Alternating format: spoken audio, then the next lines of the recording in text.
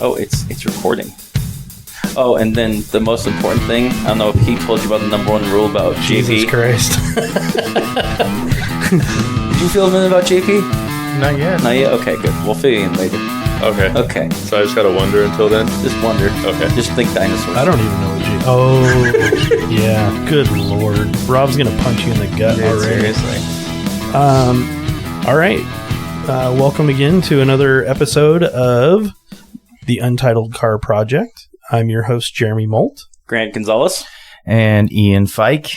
And tonight we have a very, very special guest, my homie, Monya Martushev.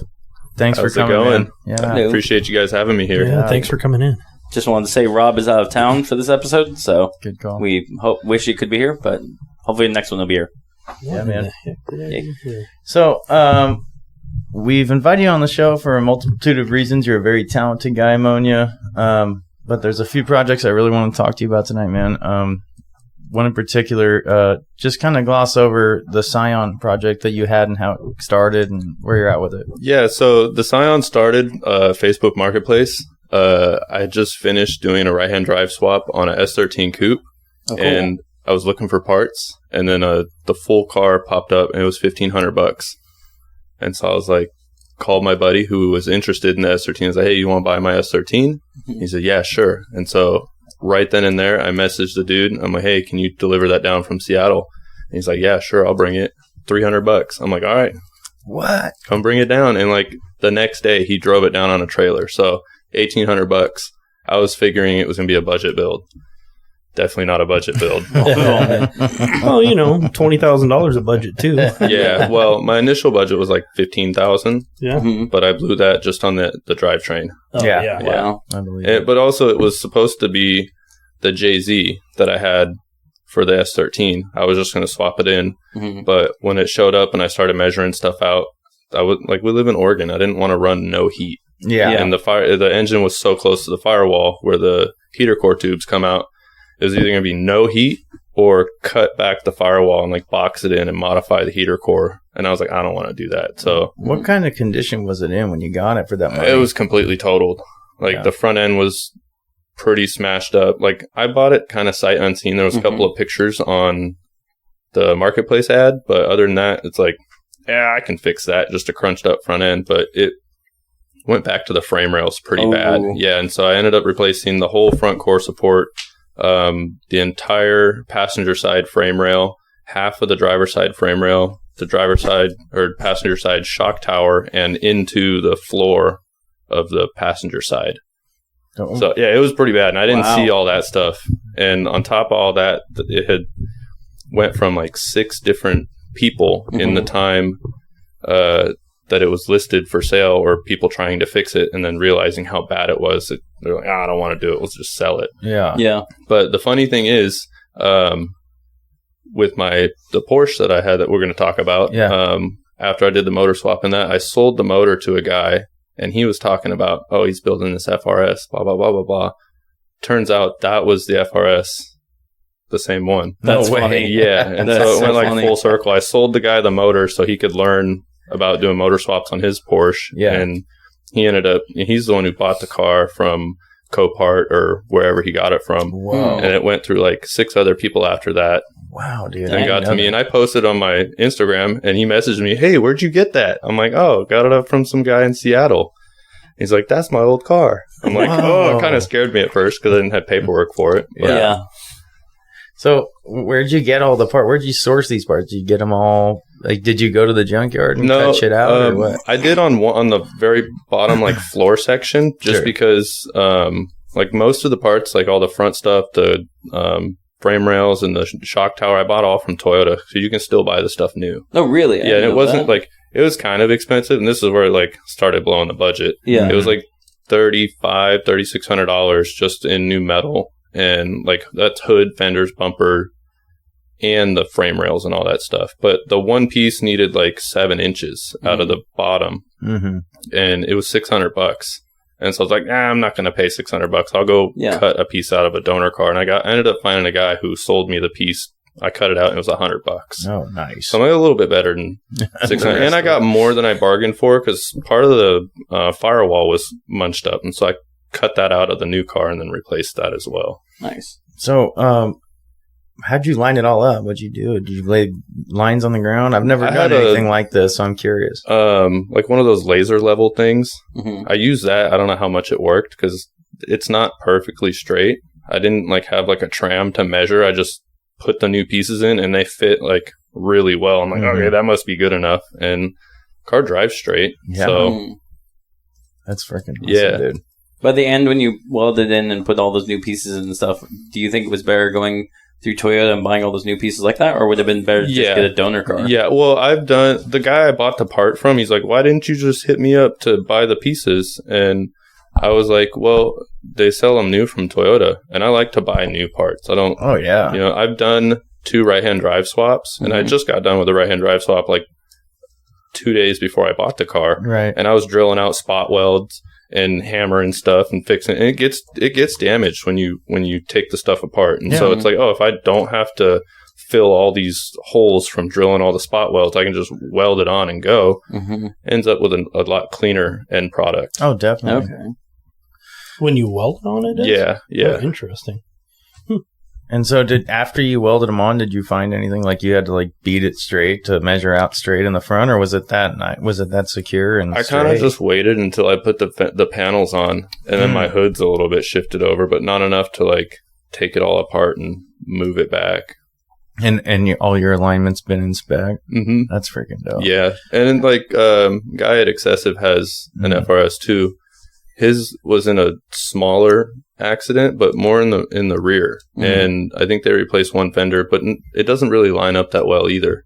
And so I just don't think the cars are like super straight to begin with. Yeah. Mm-hmm. So real quick, I just want to touch on, and I don't want to go too far into why, but what kind of power plant is it running? It's a K24 out of I think a TSX. And what kind of transmission? A CDO9. CDO9. Yeah. Very cool. This is a rear wheel drive FRS Toyota. Yep. With a Honda motor in it. Oh, Nissan transmission. Yeah, okay. I've been the FRS rear end. Yeah. Well, yeah. It's just for now. Well, it has a CAS 2-way in it, but and you did re-gear it, right? Yeah. I tried to do all that myself. Messed up a set of bearings learning, but just $300, not too bad. Yeah. But I've got 500 miles on it, and it's passed the break-in on all that stuff. I drained the oil because I was flying down the road and I heard some weird noise. I'm like, what is that? And I thought maybe the pinion gear bearing had gotten loose because that'll change the way it engages on the ring gear. And like on YouTube, makes some crazy noise. And I heard some crazy noise. I still don't know what it was. I haven't been able to reproduce it. But I drained the oil out of it and then didn't see anything alarming. So, and it was shaking stuff around. It seems fine. Dope. There's probably another car. I don't think so, but you should blame it on another car. Low flying plane. Mm-hmm. So I gotta know though, why did you put in a K24 in it rather than just keeping like the flat fork? Because well, it never came with a motor. Hold on. I wanted to touch on this later. Okay. Sorry, that's why I said why. Well, hold off on the why. You know me, I'm always excited. I know. We'll get there. Okay, so you're looking at the next line. Yeah. Learning to drive. Did you learn from family? So yes and no. Like my earliest memory of driving was in my dad's lap at my grandpa's cabin in the field in the back. In the F-150, I was doing cookies. Nice. So, I mean, it's grass field cookies. And I didn't know what I was doing. But when I did it, I was like, oh, this is fun. I know what I'm doing. You know? Yeah. And my parents were like, holy smokes, he's a natural at this. How old were you? 4 or 5. Oh, maybe nice. 6. So pretty young. Yeah. And then like the actual like driving part, I learned how to like the concept of a clutch on a forklift. So that was like an old diesel forklift, and it had first gear and second gear. Yeah, it's geared. That's cool. I learned how to use the clutch on that in my dad's industrial yard. Nice. Wow. Yeah. Freaking awesome, dude. And then like the actual driving on the road part, my mom tried to teach me. It was a little scary though, because I was pulling out of the driveway and another car was coming by. It's like I totally had the room, but my mom was, freaking out. So she screamed at me, "Stop!"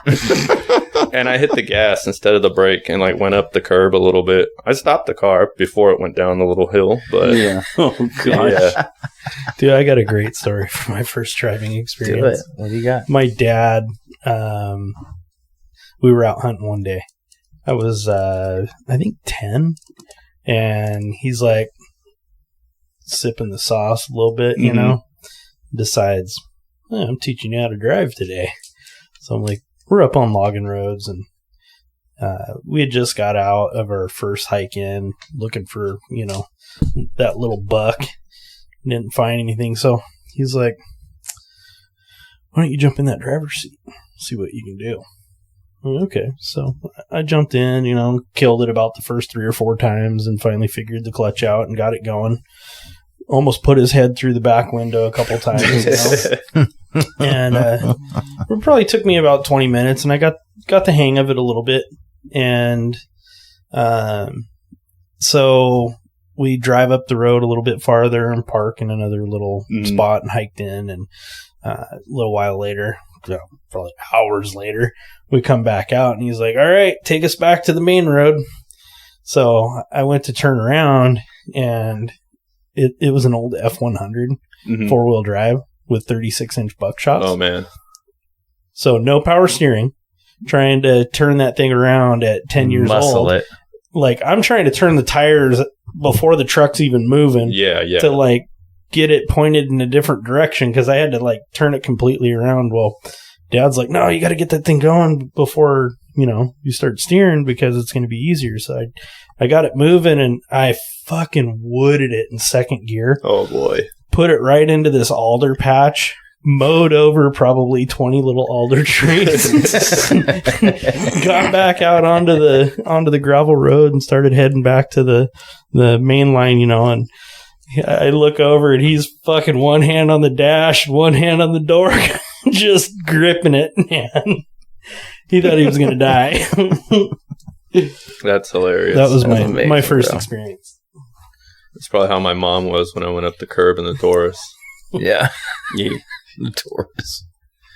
What you got, Greg? I don't know. I'm trying to actually remember my first time, because remember, like, it was like the first time I was trying something automotive, which was a motorcycle.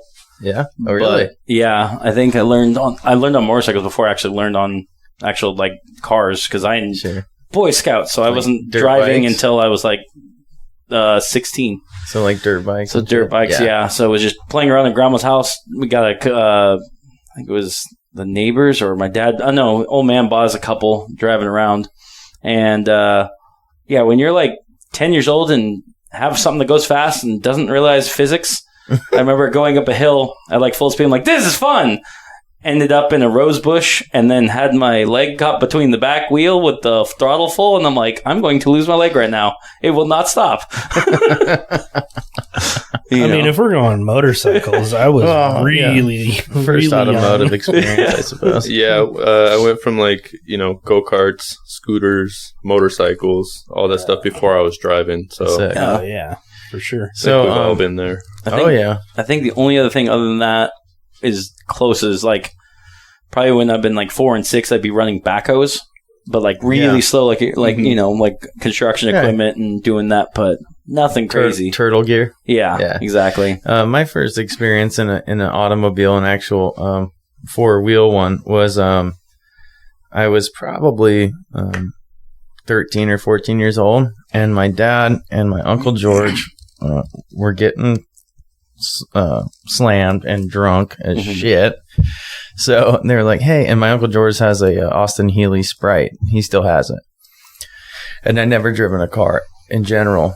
And it was a 4-speed manual. And they're like, hey, drive us to the store. And I'm like, I don't even know what the fuck is happening right now. And they're like, no, it's easy. I'll show you. And like, of course, I stalled it like 4 times.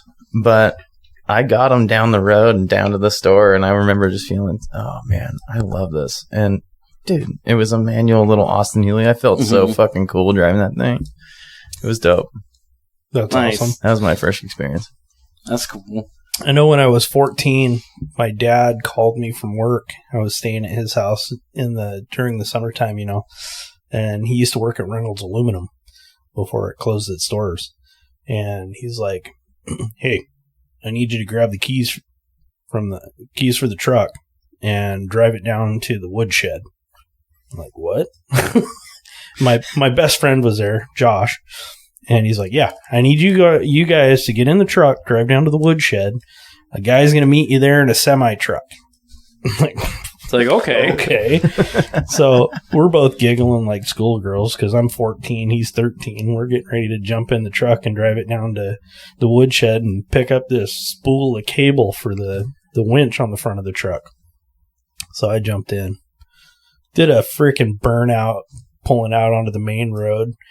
Again, it's got 36-inch buckshot, so it wasn't super easy to do. Mm-hmm. Drove it all the way down there, grabbed the cable, drove back. Never killed it once. I was pretty impressed with myself. Oh, yeah. That was like the first time on the road really by myself. Oh, hell yeah.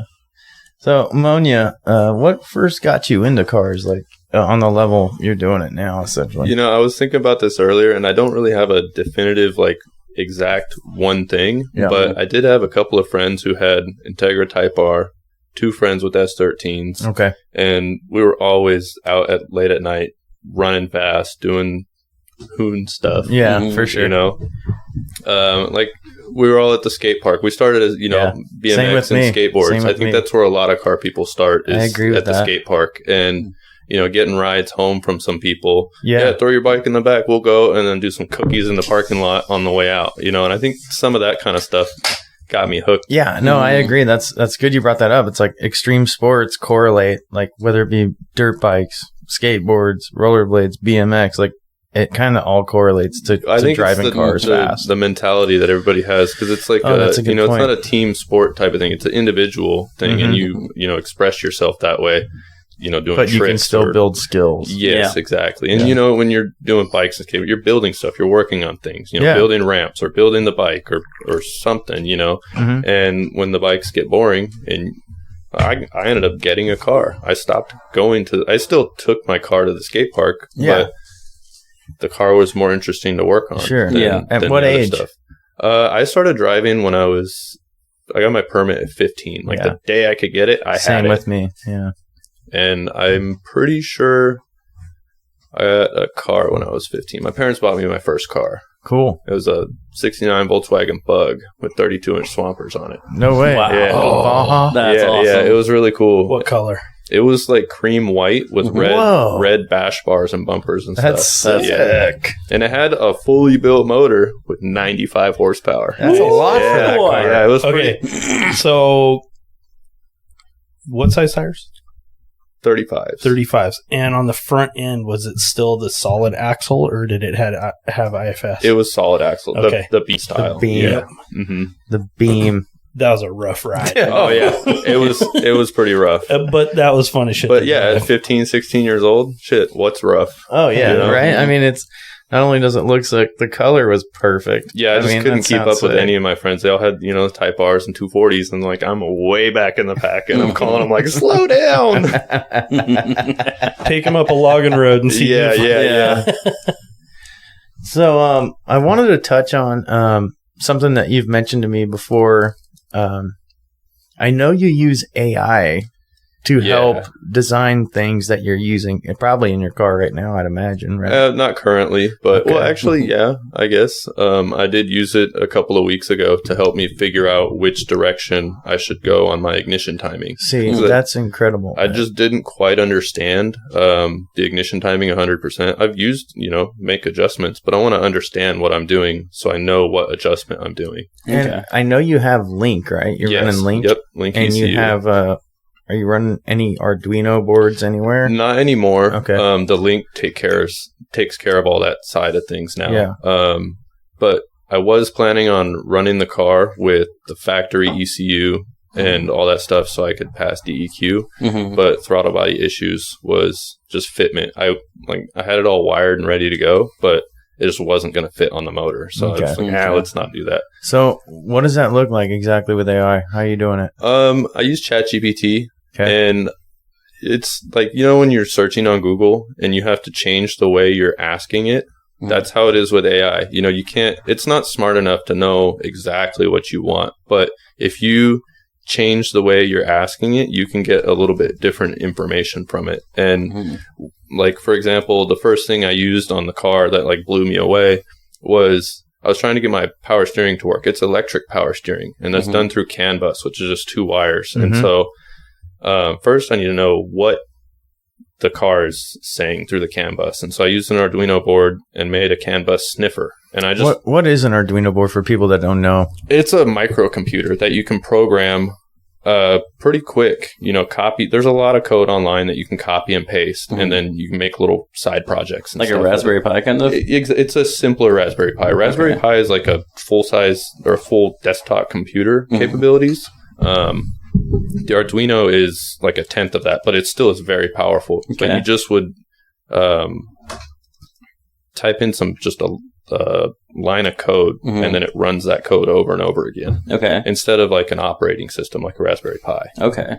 So on ChatGPT, I'll ask it like, hey, I want to make a CAN bus sniffer using this type of board. And it goes, okay, here we go. And then starts writing out the code. And like, I can't write code. I've made a website video game thing. It's like a Pokemon style game. Sure. But it took me like 3 months to get it working. I was like, that's a waste of time. And so ChatGPT will do that in 30 seconds. I just handed Ian something Arduino like this. board. This is Arduino, right? Yeah. That's what I thought. And, you know, I remember seeing it at your house, Monya. And I remember you telling me, like, when you first started this, like, you asked it a certain question. They're like, what else do you know, I need more information. Now that you've been doing this and programmed a few of these, do you feel it's, like, possible for somebody to make their own ECU at this point?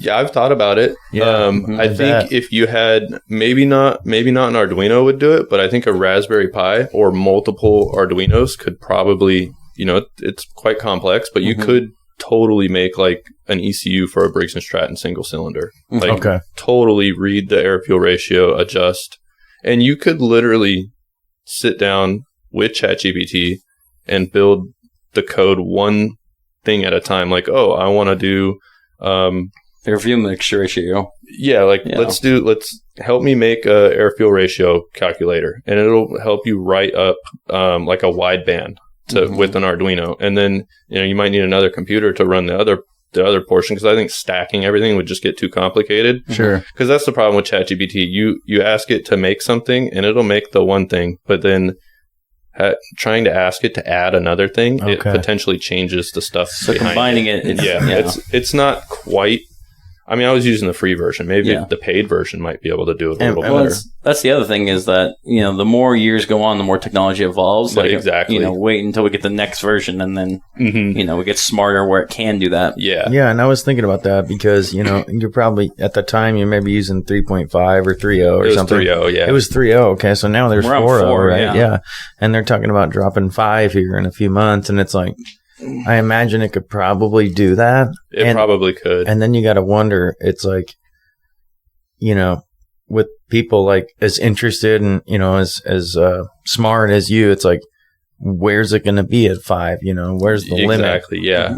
And then, you know, using Raspberry Pi or something more complex, personally, I don't think it's very far off to think that somebody could design their entire fuel mapping for a JZ or something. Somebody could probably, if you sit down and take the time to do it, and like, you know, my projects are a little short-lived with that because I got other things to do. Sure. But if somebody sat down, I think they could, you know, start to finish one of those things, or maybe have it write one line at a time and then verify that works. And then, you know, instead of having it build on top of it, you have it build the sections, and then, you know, you have to know enough to add things together. And but still, you don't think you have to write code? I don't have to write code anymore. Like a year ago, I was spending 3 months to build this little video game thing, and now I know I don't have to sit there and learn what all the code is. I can just ask ChatGPT, hey, can you write this out? And it'll do it. It might not get it the first time, but 4, 5, 6 revisions later, I have a working piece of code. So do you think it's not worth learning code then from where AI can go? You have to know a little bit so you can at least read what it's putting out to know whether or not it's going to work. I mean, you obviously test it, but you need to be able to compile it properly. And so you have to know enough to be able to use it like that. Mm-hmm. And I remember you asking it in front of me one time.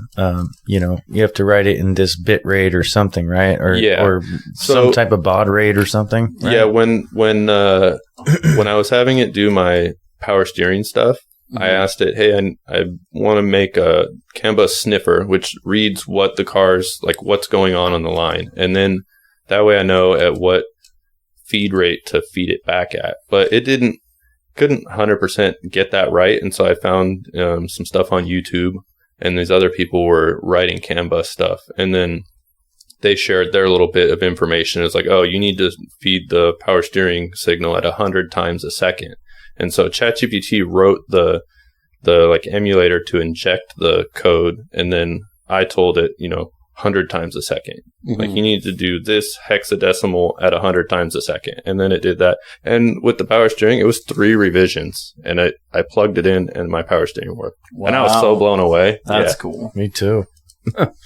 I'm geeking out over here. Dude, that's amazing. So the only reason I bought that Arduino board is because I wanted to learn how to program it from base level up. Right. So I didn't get very far into it. It's kind of difficult. I built this computer sitting here to do that. Yeah. On top of be able to, record podcasts and stuff like that. So that thing right there is why this computer is actually done. That's next on my list. When I was in college, I got to learn how to program the Motorola HC11. I don't even know what that is. That is, it's all low level programming. So it was it was all in hexadecimal. Yeah, so it's like Commodore 64 level. A little higher level than that. It's like Apple II level. I don't know. Okay, probably similar. Okay, so basically, I had to learn how to write the code for it in hexadecimal, and my final project for that class, I wrote a program that simulated candle flicker for a Halloween pumpkin. Well, that's cool. Even with ChatGPT, that's a little bit difficult. Is it? Yeah. I did that on my own. Yeah, I couldn't do that. No. I can ask ChatGPT to do it, and then I can, make some small revisions. But I have some of my metal art robot, and I wanted to have the light kind of light up as you walked by to make it like kind of look alive or have some life to it. And I got one of these Arduino kits that had a motion sensor, some LEDs and stuff, pretty simple kit off of Amazon. Yeah. And it still took me like 3 days just to get the light to flicker like a candle. Wow. And so. And you're telling me you did it all by hand, code writing? I did it by hand, figured out how to do it. I read an article in Nuts and Bolts where a guy had written a similar code, and it actually had the code in there for how he did it with a PIC chip. Totally different program. Sure. But some of the concepts worked. So I borrowed the concept of how he actually made it flicker. And then it was interesting. So the final for this project, there were a couple rules that the instructor wanted us to do. We had to, the board had to take a signal in, the board had to output a signal, and the board had to push and pull memory. So the push and pull was my candle flicker. Yeah. The output was that push and pull to the LED. Wow. And the input was, I had a switch that I could switch from simulated candle flicker to solid. Okay.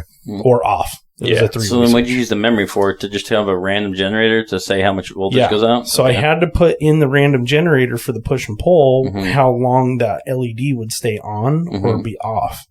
So it was mostly random code that I plugged into there. Yeah. And it would, the LED would stay on for like 500 milliseconds, off for, half a millisecond or, 100 milliseconds. Yeah. And back on for, 300. And I did that, I don't know, probably 15 times in and out.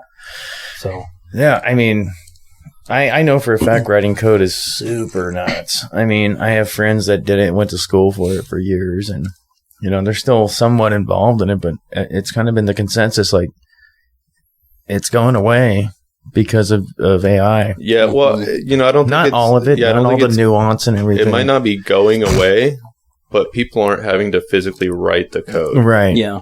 So now it's just revisions, right? I feel like the people that are in there right now, they're there to do a checks and balances to make sure that, code's going in the right way, or, if there's a hiccup, they can edit that. And it's going to be interesting because the more and more we go down, that will be fully automated and replaced by, Yeah, like that's one thing that's, I had to know a little bit. So if I ask it something and it keeps making the mistake over and over again, then I'll know, like, oh, it needs to do this. I'll go and write that in manually. Yeah. But sometimes I don't know what that is and I have to go search for it. And that's where I like using the AI for the majority of it. Is it take me 4 or 5 hours to figure out a line of code that's, 14 characters long. Like, what does that mean? How does that work? Wow. Yeah. Or instead of having to, take the 4 or 5 hours to figure that out, ChatGPT will do it, and then I can continue on with my project. Sure. Damn. So you can make things happen while it's doing it, or at least figuring out a version to try it. Yeah, or I can just get back to the rest of the project, because usually code project is a small portion of the larger project. And if you're doing actual fabrication and building. Yeah. And so if I don't have to sit there for 4 or 5 hours and figure out what this line means, then I can get back to building the stuff. And so it's makes the moving along a lot faster. So I got one more question on AI. Do you think that it is the future of tuning or at least garage builds? It will eventually be, yeah. I think how fast? So. How soon? Whatever. Link already has an auto tuning function in the software, but you got to be like most likely on a dyno to use it properly. Yeah. But you can set an RPM, and then once the box is, like, I tried it on the street. It's just really hard to keep the same load on the street versus sense. On a dyno. You can like put the brake on the dyno to load up the engine, and then hold an RPM. And then once it's in that box for a certain amount of time, takes a certain amount of samples, it reads the O2, it will adjust it and change it to what it's supposed to be. So that's kind of AI. Yeah, it is. But I think in the next 4 or 5 years, they'll probably have something that is, you just go drive the car and it will completely, not everything tune, but at least air fuel ratio. To just go drive around and it'll self-adjust. And not blow shit up. Yeah, they do have self-tuning stuff already, but I don't think it's the safest thing, because you have, for example, the oxygen sensor, that is a wear item. If you're relying on that to get your air fuel ratio, and then the computer is constantly changing it as your sensor wears out, it's not reading correctly, and then your ECU would be adjusting to that. Compensating. Yeah. And then that could be, that could go wrong pretty quick if your input is incorrect, and then it's making adjustments based off of that input.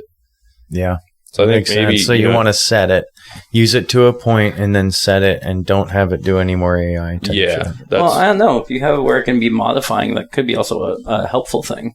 Like, especially if you're trying to make more horsepower, whatever. Like for reliability, you're saying, like, if it constantly sees that, this has become the normal, and where it's really a problem in adjustment, that could be detrimental. Yeah. But if it's like, hey, now you're taking samples and showing, well, you're making less power here and here and adjusting itself, that makes it better in the long run. So I know Haltech has a safety feature, and I don't think it's in my personal opinion, I don't think it's the safest thing. I was watching a video, these guys had a fuel pump issue. They had 3 fuel pumps in the car. One of them was dying, and their computer saw that the air fuel ratio wasn't, adequate. So it kept adding more fuel, but it's like their fuel pump was dying. Me personally, if my fuel pump is dying, I want my ECU to say, hey, stop running the car. That's what I was go fix your car. But it compensated like some 70% on the fuel table. Yeah, and it's like it still ran the quarter mile and did great time, but it was adding 70% more fuel. Not technically more fuel, but it was making the adjustment of 70% adjust to it to keep the car within the range. And I think that could be, sure, they were able to finish their run, but that's also on a drag strip. You break down at the end, you just tow it back. Something like that needs to throw a premature check engine light then before it gets to those levels. A fault. Mm-hmm. Yeah. Yeah, that's a good point, Grant. Yeah. I think for sure that it's like I think it'll probably be there in the next 3 to 4 years, like you were saying, Monya. I think for sure we'll have stuff where it's like throw a fault if you're above this certain level type of thing, Yes. I mean, I don't even know the first thing about code, guys, but I do understand how much AI is like kind of enveloping the world. Mm-hmm. And I see like home garage tuning and design like being at the forefront of that, because most of us are, we have some ingenuity and we have some will and want. And I mean, Jeremy's here. He's got an Arduino board. He's got a computer to do it. Mm-hmm. I don't see a reason why we can't just do this shit ourselves. Yeah, I think a lot of it is the application of it. Not very many people understand how do you apply AI to your garage build. Wow. You see like Stephen Papadakis, they're using AI to design 3D printed metal stuff, and it's like some crazy geometries. And it's like, we can't do that. We don't have the 3D metal printer. So how do we use it? Well, and it's still, I feel like AI is still a new point. Like 3D printing's probably been out for over a decade now plus. Easy. And now people are starting to figure out, they now know what you can use for and going through. Mm-hmm. AI is not at the very beginning, but we're at the beginning of it where people are like, oh, this can be used for this. This can be used for that. Like mass adoption. Yeah, exactly. And that'll give a lot more ideas. You were talking about codes on like a check engine light a second ago. I thought that was actually interesting because that could be one thing AI could be used for eventually is when you get a check engine light, normally you get a dozen codes, don't know what it is. Yeah. And now you can get to a point where AI can read all those, know what your data logs coming in from all regging from the computer and say, this is most likely what it is, and narrow down That's a fantastic idea. I have some people who say, hey, I have a P... I don't know. 108. Yeah. And so it's like, okay, hey, ChatGPT, what is a P0108 code? And it'll give you, it's usually this, or this, Mm-hmm. No, that's a great idea because I feel like that's a very simple set of information that AI could do on a single Arduino board, right? Yeah. And just be like, read off code 1, 2, and 3 as they come in hot when I'm driving. Yeah. And it's like, let me look at the last 5 minutes of what your data was. And this shows that this was different from this. So it's this different. And now take on all the information from the internet, what those codes represent, combine it with, the voltage and data and sensors, all within. This is your problem. Please replace this sensor. Yeah, and exactly. And it's funny because, you brought up Haltech. It's like the guy running the Haltech, triple pumps, like he probably could have got a similar output, right? Because they're still faults. They're just fault codes. Yeah. So running a single Arduino board could give them real-time faults of what's happening when you're running. Just thinking about it, it wouldn't be that difficult. You get an OBD plug, wire it to the Arduino, and say, hey, ChatGPT, read all the codes coming. You could actually get live stream information that's running through the CAN bus system to the Arduino. And then, maybe installing the ChatGPT on the Arduino. I don't think we're at that point yet. Sure. But when we get there, or you could have the laptop plugged in with ChatGPT going and then say, hey, read everything coming off of my engine. And if it's, if you see coolant temp above 190, let me know. How hard would you think that would be to put on a Arduino? You were saying how hard it was to just get a few things going with your FRS, but how hard would it be to do that? So if you were just to try to have the Arduino give you a check engine light, say your car check engine light is broken. Mm-hmm. You could say, hey, ChatGPT, can you help me write an Arduino code to turn this LED on if any CELs pop up on the CAN bus system? Mm-hmm. 5 minutes. Okay. Mm-hmm. Very quick. You wouldn't have to write the code. You might want to understand what it's writing, or have to have a car that already has a check engine light to be able to test it. Yeah. To know that it's working or not. But it would not take long. Faster than I could say this to have it printed out. Mm-hmm. And then you copy and paste with the Arduino, whatever it's called. Sure. Would it make more sense instead of having multiple Arduinos in the car just to have like one Raspberry Pi with multiple like programs in it So the Arduino is a little bit different system than a Raspberry Pi. Okay. It just runs a single, like not line of code. It could be a set line of code, simple little coded program, and it will run it over and over. A Raspberry Pi, you load an operating system onto. Yeah, but you can have the operating system do like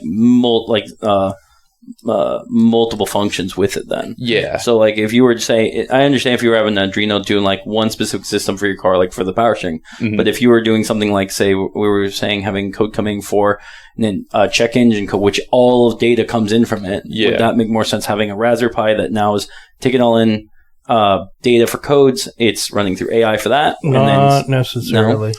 Not necessarily. So. And this is why your Arduino, you're going to be able to look at sensors, right? And, you might have 3 sensors on your Arduino board that it's actually reading. Okay.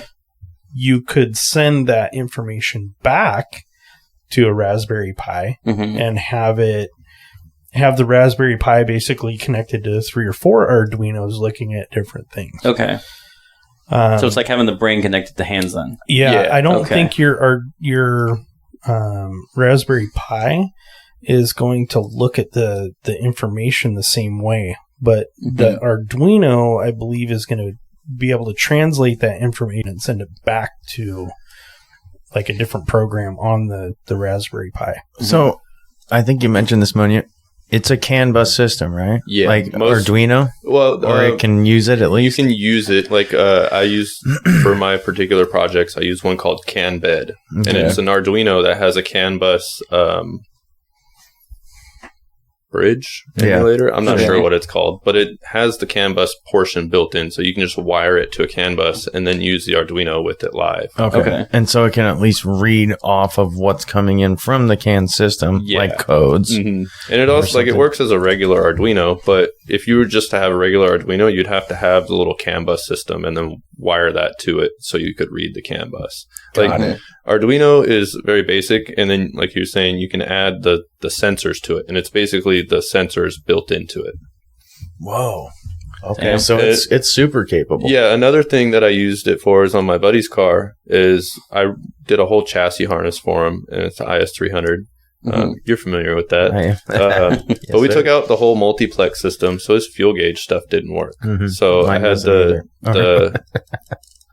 the Arduino is reading the resistance on the fuel sending unit, and then we have a digital dash which runs off a CAN bus, and the car and the ECU is Link reads CAN bus too. So we ended up reading the fuel gauge, and then asked ChatGPT, hey, turn these values of resistance into 1 through 10. And then we send that to the ECU, and then the ECU will send it to the digital dash as a 1 through 10. Wow. And we can have a working fuel gauge. Wow, that's cool. Damn, Monya. That sounds really enticing because mine works like right now. Like, it's full. I mean, everybody told me it will work without the stock ECU hooked up, but it's full, half, and then empty. So I have pretty much full and half. That's funny. That's cool. I'm dealing with that with the FRS. Yeah. But I have to hold my odometer button and turn the car on. And either that or I have to unplug the battery and plug it back in for it to read the proper level. And I've read other guys like cutting off a resistor somewhere on the dash or something, like on the actual gauge bezel, like the factory digital one, and it seems to work better. I haven't done it yet. But the fact that you guys can like assert a value, this is what it's going to be, 1 through 10 dashes based on resistance. I mean, it's really the idea of a like an analog one. Yeah, it really is. And just we're taking that, like we take the we took the fuel sending unit out of the car, measure it. My problem with it was I was using a 5-volt off a USB powered from the Arduino, and if the more power you use, the more power it feeds. And if you're referencing the 5 volts off of that your reference is changing. So it was throwing off my values. It's bumping up the voltage. Yeah. And with the Link puts out a solid 5 volts. And so it's a little bit different. But trying to get, things set up on the compute, doing it on the desk with the reference 5 volts moving from the Arduino, it was a little bit difficult. I'm like, why is it going from, 15, like our scale was 15 to like 128 or something. And it would go from 15 to like 11,000. It's like, whoa, what's going on? It's because the reference voltage was changing from the Arduino. Okay. And so like trying to figure out I spent like a day trying to just figure out why is it changing so much. Oh, the Arduino is adjusting the voltage because the resistance is changing. Sure. Mm-hmm. And how'd you guys compensate for that? Did you? The link, Okay. it puts out The a link did solid it, 5 yeah. volts. Yeah. Okay. And so Yeah. our reference voltage was not changing. They make the best aftermarket ECU in your opinion? I think so. Yeah. Why? Use a bit like user friendliness, and I've built multiple wiring harnesses, and I also start with my FRS. I had purchased a Haltech first because they make a plug and play like adapter jumper board thing that you can plug the Haltech into the factory ECU like location. Oh, interesting. For the car, because the FRS, the chassis harness and engine harness are partially integrated, at least from the ECU to the engine compartment. There's a harness in between. So I built the harness from the engine plug to the engine, and then I had a Haltech ECU that plugged into the factory location. And that worked, but when I went to go test certain things, the only thing I could test was the throttle body.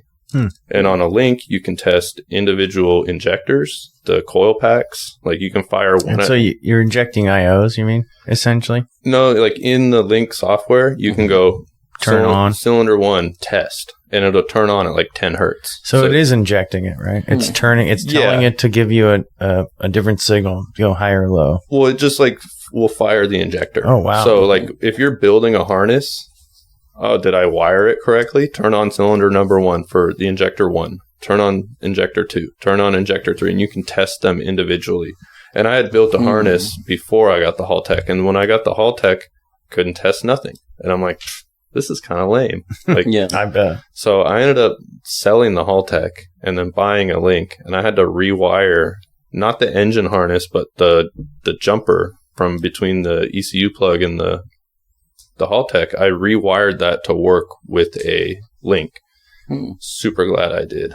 Nice. I bet. It was a lot of work. ChatGPT couldn't help me on that one. But it paid off in the end. Totally paid off. Yeah. Yeah. Nice. Sick, dude. Right on. All right. I got to know, because he's been making me wait so long. Why did you put a K24 in the FRS? I do not like the Subaru 4-cylinders. Okay. Just because they just leak coolant everywhere? Well, I've had a few friends with them, and they're like 20-something PSI a boost, making like 300 horsepower. You put 20 That's it? Yeah. Yeah, Wow. not very much. Well, maybe like 320, 350 at like 21 pounds of boost. You put 21 pounds of boost on a K series, Yeah. you're like 800. Yeah. That's crazy. Damn. Yeah. And then the price and availability. You can go to the junkyard, get a K24 for $200. True. What'd you pick yours up for? I mean, obviously you've built it now. Yeah, well, I bought one at the junkyard for $200. Oh, damn. Okay. And then it was not the K series to build. It was out of an Accord, so it was the wrong type of VTEC. it was like an A2 or something. Yeah, something like that. And to buy the stuff to make it the proper VTEC was just as much as buying one off of these Japanese motor sites. And so I ended up buying a whole nother motor for $1,100 shipped, which that's not that bad. And I was planning on just throwing it in the car and running it like that. But when I got it to the house, I wired up the ECU to fire it on the stand and ran it for like 10, 15 seconds, drained the oil, and saw metal shavings in it. So that led me to a full motor build. Jesus. And how'd you do that? Where'd you go? Where'd you start? I started buying parts. Just bought, Eagle rods, Wiseco pistons. And I was like, oh, well, those are nice parts. And then had to buy some more nice parts. Bought Ferrea valves, Supertech springs, the tool steel retainers, because I don't like the titanium retainers. It's a wear item. You have to replace them at every 20,000 miles. Oh, I didn't know that. I didn't know that either until I started researching Is stuff. that just on a K series, or is that every engine? Most titanium retainers. Titanium is it's lightweight, but it's not good for long term. It's brittle. It's strong at first, but it's brittle, right? Yeah. Brittle. Yeah. Okay, that makes sense. And so, it open and close a bunch of time, it deforms the shape of the retainer. Strength? Yeah, and loses strength over time. And it's like, I plan on driving the car at least 50, 60,000 miles. Yeah. Hopefully that's what I get out of a built motor. Yeah. And if the retainer's only good for like 20 or 30,000 miles, that means I'll drop a valve before I get my... It's not a rotary engine where you need to rebuild it. Yeah. I'm hoping not to have to rebuild it, but yeah, it's just one of the things that's like, I learned that, you get higher RPM with it, but you also lose some reliability doing that. And, almost every kit comes with titanium retainers nowadays for valve springs. And so I ended up buying valve springs separate and the tool steel retainers separate. Okay, that's cool.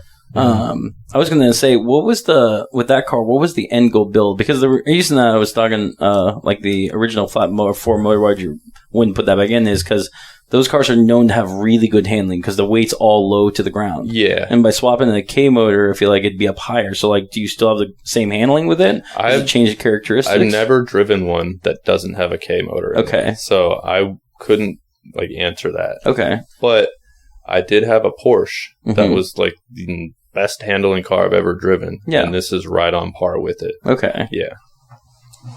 Interesting. That weight doesn't move that far up. I mean, you wouldn't think it would be. And then, it's so wide. I mean, I guess it puts it right over the front axle, whereas yours is kind of sitting back further from what I've seen. And it's also the CDO9, which is quite a bit heavier than the factory transmission. So some of the weight is still down there as well. Yeah. That makes perfect sense. Yeah. And toward the middle of the car. Yeah. Yeah, I mean, it's transmission is moved back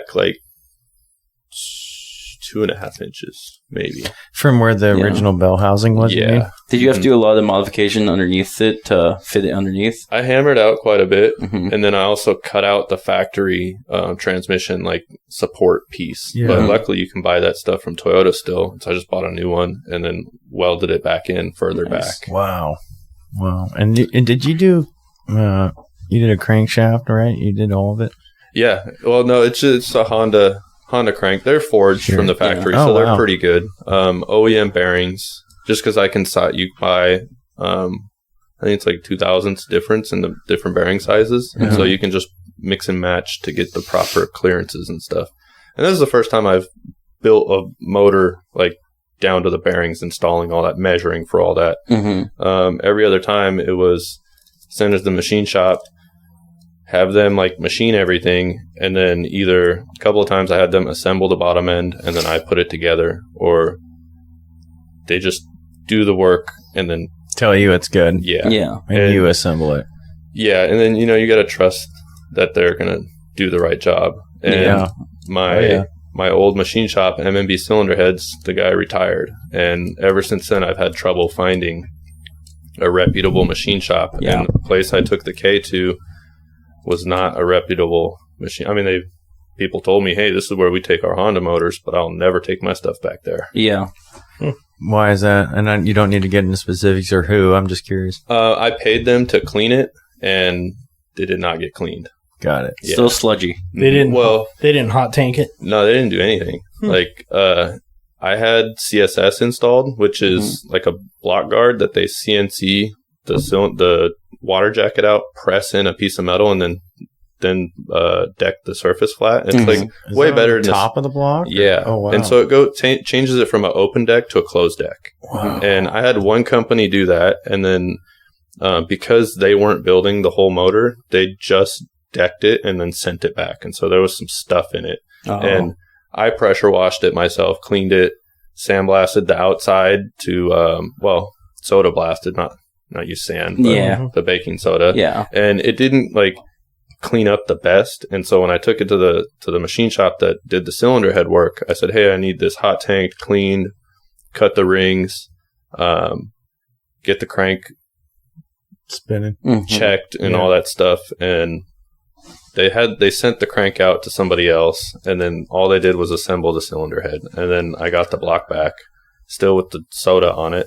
Well, you guys didn't do anything, and I'm sure you paid them. Oh yeah, I paid them pretty good amount of money too. Oh God, I don't want my money back. Yeah, at least some. No, I feel like for a machine shop, you got to build a relationship first before you send in the motor. Yeah, well, yeah, and and that was the thing, is they had all my parts. I couldn't argue with them. Yeah, then I won't get my parts back. Right, you don't want to. We lost some shit. So I don't know if the machine shop is still there. But in Auburn, Washington, there used to be a guy named Dale Green. He did all of the drag motors for the dudes that raced up at SIR. I took my Toyota motor in there, told him exactly what I wanted, and walked away. Okay. That dude built that motor exactly like I wanted it Mm-hmm. and gave it back to me. Yeah. It was ready to go when he was done. That's good. That's the best kind where you could do, it is. like, best kind of people you can find. We can get that. But I feel like people like that are getting fewer and far between, you know? It's like most people are like, oh, if you didn't tell me, then I'm just either not going to do it or I'm not going to do it to spec. The Right? place I took the Honda motor to, I was like, hey, I would rather have it done right. Like, they were taking forever. Oh, another thing they did was they told me, oh, if you got, Ferrea valves, you need Ferrea valve guides. I'm like, okay, I'll buy them, $80 bucks for the one set. So $160 intake and exhaust. And, I show up to pick up my stuff and they only did one side. And they're like, oh, it doesn't need the other side. Well, you just told me like 5 weeks ago. And I bought them. Yeah. And they just didn't install them. And they said, oh, your motor's going to be done in 2 weeks, 8 weeks later. Holy I'm there fuck. picking it, trying to pick it up. Yeah. And I'm like, I would have known you guys were going to take this long. I would have bought the tools and done it myself. Sounds like you had to deal with Apex, right, Jamie? Yeah. I'll tell you right now, Dale, when I had that motor done, he looked at me and goes, I'm not going to give you a date. Yeah. He's Well, like, at least it's they're honest. It's going to take me a while. Yeah. Well, at least they're honest. Yeah. I just don't want somebody to fucking pull my leg and be like, Yeah. hey, I'll get it done in a month and it takes 3. And it's like, It took because him- then you're wondering in a month in and then it's just week after week, It's like, I don't mind waiting for stuff, but Yeah. don't tell me 2 weeks if 8 weeks is going to roll around and then I'm calling you, being that guy. Hey, is my stuff done? Hey, is my stuff done? Exactly. Or the worst is like they're getting close to date and they realize they haven't gone to it and they rush it. Yeah. Yes. That's the worst. It is. Well, I feel like that's what it was with the valve guides. They're like, oh, we've been telling this guy 2 weeks for 4 weeks. So you went with these people to do the head work or Yeah. you did it yourself now? I'm going to do it myself next time. For sure. Yeah. For what I paid them, I could have bought the tools and done it myself. Yeah. Yeah. At least like the little 3-angle valve job, you can buy a tool that goes in the screw gun Sure. and the guides. Cuts it and Mhm. it's right. And it's really small amount of cut. Yeah. But, I can hammer out a valve guide, press a new one in. Yeah. You got to buy reamers and all that. So you measure certain measuring tools. Mhm. Yeah. Mhm. Touch it. But kiss like it. the 3-angle seen valve guys job doing kit is like $800, Mhm. and then the reamers are $100 a piece. Yeah, I've watched videos of guys doing it. Yeah, It doesn't and so look terrible. For like $1,000, you can have the tools to do it yourself. And Yeah. I think I paid these guys like $1,600. Yeah, and then waited all the time. Yeah, no doubt. I mean, I don't mind waiting for stuff, Yeah, but what's With all the time you waited, you could have done it yourself. I could have learned. Yeah, and what's, just, yeah. what's our time worth? Mhm. It's a lot more than that. Mhm. I was going to ask though, so with the K24, how come you didn't put a K20 head on, or did you? Because like I know they breathe a lot better than the K24 heads. I just bought the TSX and then built it. Okay. Yeah, I wasn't trying to Frankenstein too much. Because Okay. then you got to start, like, when you start changing the cylinder heads or doing different, like, parts from one motor to another, you got to start doing what's called the claying the motor, where you Mhm. put clay on top of the And then see piston where how far it gets it. Yeah, and I wasn't really trying to do that. True. Just trying to assemble it and go and be safe. Yeah. From what I heard was a K20 head on a K24 motor it bolts into place fairly easily, Mm-hmm. and without modifying the motor, like you can build it 300 horses. But then when you're going into putting in different pistons and putting a turbo onto it, that's a whole different realm. That I'm like, I don't know. Yeah, like you got the the Honda recipes from everybody online. Oh, do this, this, and this, and like it works. And like, yeah, sure, it'll work, but you're kind of limited to, like you're saying, the 300 horsepower range. Yeah, especially for like either factory parts or reusing OEM parts and stuff. Mm-hmm. So what kind of range are we talking with your build? It's good for 800. Nice. Yeah, but I'm probably only going to run like 556. What's That's that a at right lot. now? Yeah, that's still That's a lot. I haven't got it on the dyno yet, but No? the butt dyno says like 4 something, Dang. probably 420 to 450. Okay. Because it's on 12 pounds right now, and on YouTube, a lot of these Honda guys running 12 pounds are from 430 to 480 on the dyno. So Dang. I'm saying it's probably within that range. Yeah. Yeah, and you've done some obviously street tuning, and enough to know not to blow shit up. Yeah, keep the timing safe. Yeah, And that's where ChatGPT comes in again. no doubt. I was trying to understand, like, oh, what's a safe amount of timing? Why, like, what makes timing safe? And when you change, and I was asking it, hey, what's, from this motor to this motor, what's the difference in timing? Mm-hmm. Because I was trying to figure out, from a because I got lower compression pistons than the standard TSX. And so it's like, what's the difference from high compression timing to low compression timing? And the more pressurized the air fuel ratio mix, the faster it burns. Whoa. And so ChatGPT, answered that for me. I'm like, okay, so I can run a lower or a higher timing value because I'm lower compression. I'm getting more compression with the turbo, but it gives me a range to be in. It won't tell you, oh, you can be at 15 degrees of timing. It's not going to do that. It's going to blow your shit up doing that. But at least, answers the question so I understand a little better so I can make a better guess on the timing. Mm-hmm. Wow, dude. That's freaking fascinating. That was probably the last time I used it. And that was like 2 weeks ago. Damn, Dang. dude. Yeah. All right, you guys want to take a quick break for me? Sure. Please? Yeah. Okay. Cool. This is where we edit out. And we're back. So, as I was saying on the break, when I build this ultimate adventure rig, I really want to build the back in a specific way, right? I want the dogs behind me. I want, what the Japanese style houses look like now, where they have like it's like your bed is in the wall. Yeah. Right. So I want something like that. It's like New York style where it folds down with the creaky. No. No. So that's a Murphy bed. What he's talking What about. I'm talking about is in the wall. It's in the wall. It's recessed. Yeah. So you have that, and then underneath would be like your storage, and then toilet and bathroom would be up in the front. Shower, but I want a big shower, and then I want all the kitchen stuff outside. So, like I said, I want something very specific when I build this thing. Yeah. Sounds like Monya knows a guy. Yeah. I'm trying to look. I don't know what his Instagram is.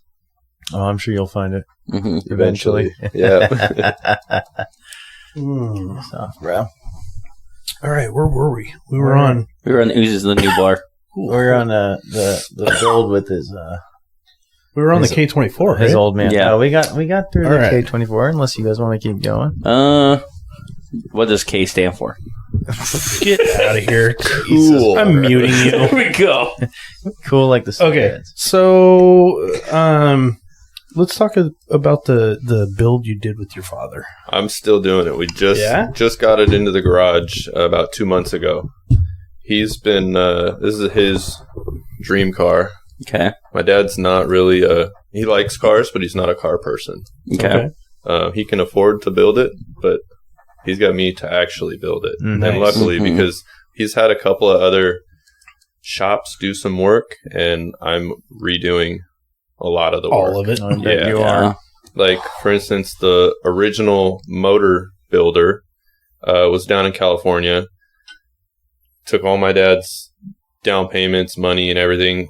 Ordered all the stuff. Like, he bought the parts, but on a 1,000 horsepower build, you don't hone the cylinders out by hand. This guy was honing them out by hand. Really? Oh my Yeah. God. And it was, gave my dad this story, that story, this story, that story. And then after like 5 years of not having a finished motor, my dad just drives down to California and grabs the stuff. And he was shocked, like super shocked. And my dad's just like, yeah, load it up. This guy had the cylinder heads in the back of his truck on the side of his shop. Parts over here, parts over there. Yeah, it was crazy. And How much did he spend on it? 40 grand. Yeah. Fuck. So it's a Keith Black block.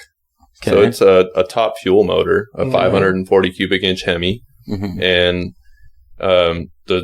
when we got it back, we had PSI do some work on it, and they found out that's how they found out it was being bored out by hand because the cylinder wall is very Hourglass. Wow. Mhm. And so we ended up sending the block back to the manufacturer, having them re-sleeve it. But we also were like, yeah, why don't you guys assemble the bottom end? So they assembled the entire rotating assembly. Nice. Wow, that's smart. Yeah, I mean, it was an extra like $8,000 to re-sleeve it and rebuild it. And so it's like, And that was It's probably worth it to that get was it done probably right. a deal. yeah, well, that was quite a while ago, too. That was probably 8 years ago now. Wow. Yeah.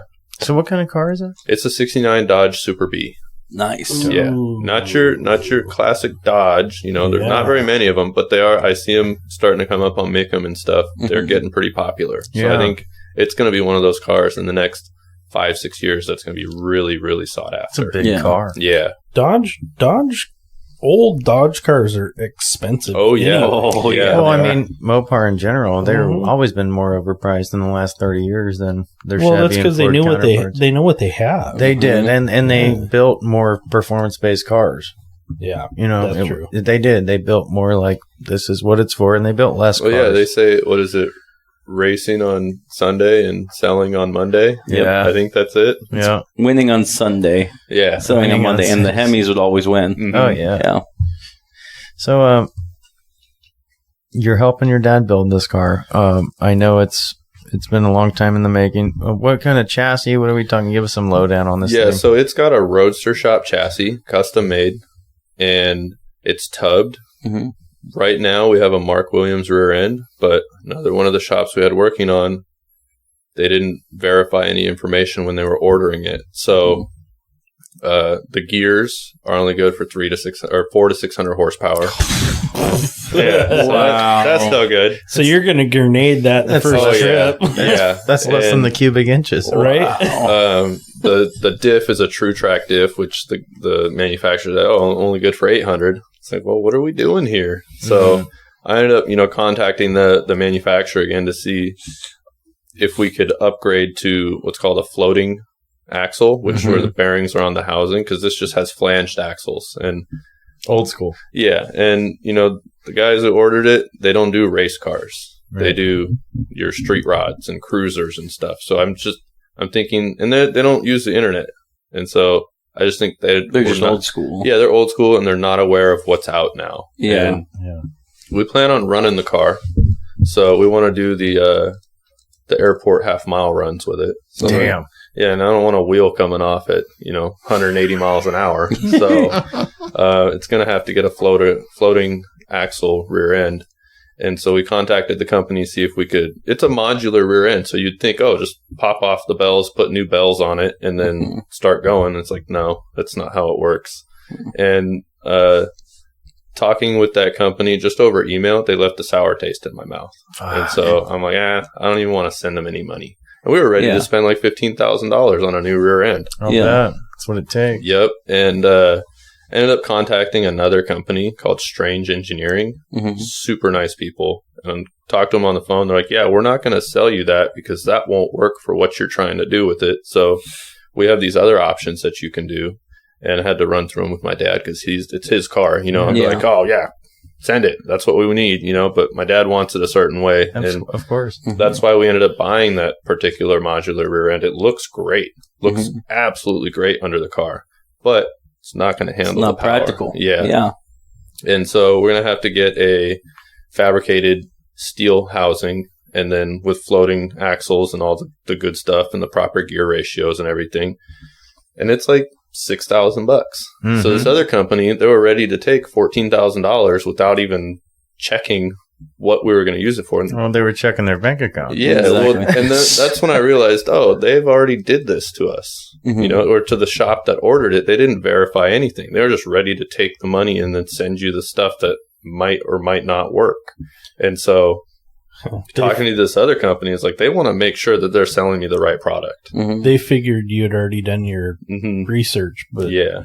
these guys were like, well, we've seen this before. Somebody screwed this Yep. up. And it's like, this is not my typical stuff that I do. I don't know the super high horsepower stuff. Right. And so I just wasn't aware until I called the other company and they're like, oh yeah, on this particular rear end, it's for drag racing going straight down the line. And then the bearings get hot and you cool down. You can't street drive that. You can't turn corners and the bearings don't take side load and stuff. And this other company didn't bother to mention anything like that. Wow. Damn, dude. Yeah. Nice. Yeah. Thanks. And they're called Strange Engineering. Yeah. Strange Engineering. Where are they out of? I think Wisconsin. Oh, cool. Yeah. Is up for a sponsor. I was going to say, I'm just going to plug them real quick one more time.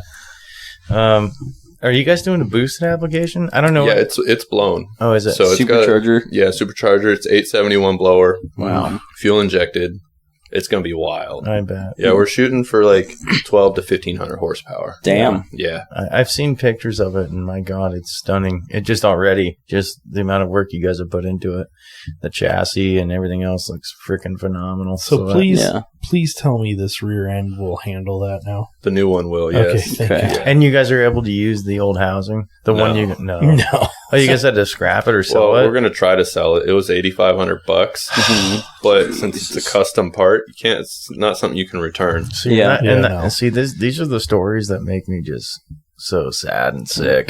So he's got $50,000 in money thrown away in this car. Yeah. Oh my God! I was so mad. Just away. Yeah. He's a great guy too. I met him. He's awesome. Yeah, like we might be able to recoup some of it, but trying to sell it, but I don't. We're not going to get what we paid for it. I know that. Not for that motor. Though. What kind of management are you on? Link again? Yeah, we're going to run a Link. We haven't bought it yet, but we're going to do the G5 Voodoo. Oh yeah, the Voodoo, because it can run 16 injectors. We have 8 injectors on top of the blower and 8 injectors on bottom. I was going to say I've seen guys running a V12 on it, so I know they can run at least a 16, maybe more. Yeah, injector wise. That's cool, dude. Yeah. What's how do you guys? Because you guys are planning to street it, right? So then, how are you gonna keep all the? I'm trying to think of the best way, because being 15 to 1,200 horses is a really aggressive fuel management system and cam timing and stuff. How do you have it so it's actually streetable, like idling? So that's one of the things that my dad did talk to PSI about when they were doing stuff, is like, oh, this thing is going to idle at 2,500 RPM. And my dad was like, no, it's not, like this is a street car. And I guess because it's a top fuel block, it doesn't have oiling to the cam. So you're relying on oil splashing. Circulation. Yeah, the splashing around oil from the higher RPMs. And that's why it needed to idle at 2,500 RPM. But what one of the guys did was added like an oiling bar on top of the cam. It's just a tube that has the holes drilled in it. Yeah, like a sprinkler. Yeah, pretty much. And so that's going to go over the top of the cam and hopefully keep it oiled enough to run it at a lower RPM, like 1,200 RPM. Yeah. Wow, that's freaking awesome. But on the drivability for the street, we're going to do drive-by-wire. Okay. Oh, yeah. I'm a big fan of drive-by-wire. Yeah. Me too. I'm running Gen 4 motor in my LS now. It's an LS3, as you guys know, and previous listeners. But now that I have it set up and running right, I mean, it's phenomenal. It feels better. It seems more reliable, and it's one less thing to fail. I mean, I guess on one hand, that might not be the best way to say it, but it just seems better, and you can tune it too. That's what I like about it, is you can set in the table, like for my dad's car, if we want to street drive it, we'll have a button for street. So no matter how far you push the pedal, it's only going to open like 5%. That way you're not blowing the tires off on the street. Right. Yeah. So you can get it to and from. Yeah. See, that's the best part about it. And you can recalibrate it. Yep. If something goes wrong or you need to put a new one on, you can just recal it and it's ready to go. Yeah. I mean, we got the blower with the bird catcher on it. So I'm just going to get an actuator because he likes the mechanical linkage look. So we're just going to run the drive-by-wire motor in the back and then a linkage up to the front. So it still looks normal. Yeah. But it's actually going to be drive-by-wire. That's interesting. Have you seen anybody else do that? No, but I'm sure it's been done. Yeah. It's not really something I'm paying attention to when I'm looking at those cars. Well, not something you really give a shit about anyway. Yeah. So it's interesting that you guys like drive-by-wire, because my wife had a Mini Cooper that was drive-by-wire that I absolutely hated. But it was also factory. It was factory. So my problem with the factory drive-by-wire is you stand on it, wait 3 seconds, and then it goes. Yeah. I have my Porsche was like that because it was drive-by-wire too. And the day I drove the car for the first time, I was like, I want to sell it. I don't like it. Yeah. What a good segue into the Porsche, because we were right up there. Tell us about this Porsche, Monya. Yeah, so the Porsche was a 2000 Boxster, and my intentions was to get out of drift car stuff because I was, daily drove a right-hand drive 1J S13 for 6 years. Wow. No heat, no power windows, no wipers. It was, living life on the edge. Yeah, it was not a fun car to drive, especially in Oregon. Windows would fog up, and I'm like, screw this. I don't want to deal with this shit anymore. Yeah. I want a car that I can drive and not work on. Mm-hmm. Yeah, fucking right. I went and spent $8,500 on a really nice Porsche. Had like 69,000 miles or something. What kind of Porsche? 2000 Boxster. So like the convertible one. Mm-hmm. And it was garage kept for 10 years by some adults. So I thought it was a nice car. Yeah. But I get home, drive it for a couple weeks. Great. Do my first oil change on it. And then put the recommended oil in. Mm-hmm. Clack, clack, clack, clack, clack, clack, clack. They threw Oh the my sawdust in there, didn't they? They had like straight the Lucas 40 oil weight. stabilizer. Yeah. No Just way. solid that stuff to keep the engine Wow. quiet. Well, you bought it. Yeah. And it came at like, I was so chapped. 'Cause I I bet. paid at that point, like I thought I got a good deal, $8,500 for a really nice Porsche. That is not bad. No. But when the motors clapped, I way overpaid. Yeah. And so, looking at replacing the lifters, the timing chain stuff, and then there's these particular Porsches have an IMS bearing because Mhm. Porsche was trying to save money on the design. So they only designed one cylinder head and they put the same cylinder head on the other side. So you have a cam Flip-flop. chain on the front and the Yeah. back. And Yep. then you got to have a shaft that connects the two. Mhm. And they didn't provide oiling to one of the bearings on that shaft. Oh, And so that's the IMS bearing. And it's the like Intermediate shaft, right? Mhm. Yeah. it's one of the biggest failure points in those Porsche motors. And Yeah. to do that, replace lifters, 5 timing chains, 5 timing chain tensioners. I was like, this is so expensive. I got to pay just as much. And it's like, I'm doing all the work myself. yeah. It's still just as much as I spent on the car for the parts to fix it. Wow. And so I was like, there's got to be something else. So I get on the internet. Audi 4.2 liter from an A8 luxury. It's V8, right? Yeah. Nice. Twin cam V8. Mm-hmm. I think it was a bunch of valves, like 5 valves per cylinder. So whatever that adds up to. Mhm. Bad motherfucker. Yeah. 40 valves. Yeah. It was Yeah. a high revving motor too. So Oh, wow. Like like 7,000, 8,000 RPM? I think almost 8,000. I think Wow. Redline was 7,500. Okay. It screamed. And I had, 2.5 feet of exhaust because it was Mhm. mid-engine. And then Yeah. just straight to the like headers to a little muffler and then right out the back. Mm-hmm. So you threw that in there. Yeah, so I was trying to buy a car to not work on it, end up V8 swapping it. Was it easy to adapt it? Because it's an Audi, and Audi's or Volkswagen owns Porsche. And Yeah, Audi, so it like, was quite easy because Porsche, again, trying to save money on the car. Mhm. The Porsche was about to go out of business. If they didn't Yep. make a affordable car, they were not going to make it. Yeah. And so they were using parts from cars that were already manufactured. Can I interject? So can I tell the story on that one? Yeah. So the Porsche Boxer was made, like you were saying, because the company was losing money to do that. And in order to build the Boxer cheaply, the entire front end from the seats forward is a 911. Identical. Parts Yeah. and everything for it. Everything behind that was designed new. So that's why, like, if you look behind the seats, there's, like, hooks on it for putting, like, your, not luggage, what's it called? Talking about the Suits Suit or whatever. rack. Yeah, Yeah, suit that's rack. still on there because they're all from the 911. Sure. And they figured that way they don't have to make another production line. It's all off the same line. Sure. Yeah. The body's not the same. No, so I've heard the same thing. The seats and everything from the front forward do actually match up, but they did change the body panels. Mhm. And I've seen 911 swapped front ends on Boxsters. That's kind of cool. Yeah. I don't know how easy it is, but I have seen it. Go ahead, Monya. Yeah, Yeah. so they were using parts from other cars that were already manufactured, and they used a transaxle from a V6 Passat. Wow. Oh, Yeah. interesting. So the front-wheel drive, forward-facing Longitudinal. engine. Longitudinal, Yeah. Just flipped it around. Mhm. Huh. And well, actually, no, it's still from the back. Like Okay. the back of the car was where the back of the transmission was, but that was the same bolt pattern Mhm. as the Audi V8. Really? So it just So bolted you're up. telling me it was longitudinal too? Yeah. Wow. That's crazy. And all I had to do, I had no idea. there was a company, I forget who it was, this is quite a while ago, but they made a clutch kit for the V6 twin turbos. Mhm. Yeah, That the would- W12. Yeah, that used the Audi V8 clutch disc and pressure plate on the flywheel for the V6, and so it was like a perfect clutch combo to go from the V8 to the transmission. Mhm. And I had to go buy the little spacer from the V6 twin turbo. Okay. And then it bolted right up. Wow. And then I just kept the transmission mounts in the same location. I had to tip the front down a little bit to clear the valve covers and stuff. And then I just welded up a cradle that held the motor in off the factory Porsche mounts. Wow. Yeah. You mean there's not aluminum pieces that step it out? There was aluminum, like aluminum bars?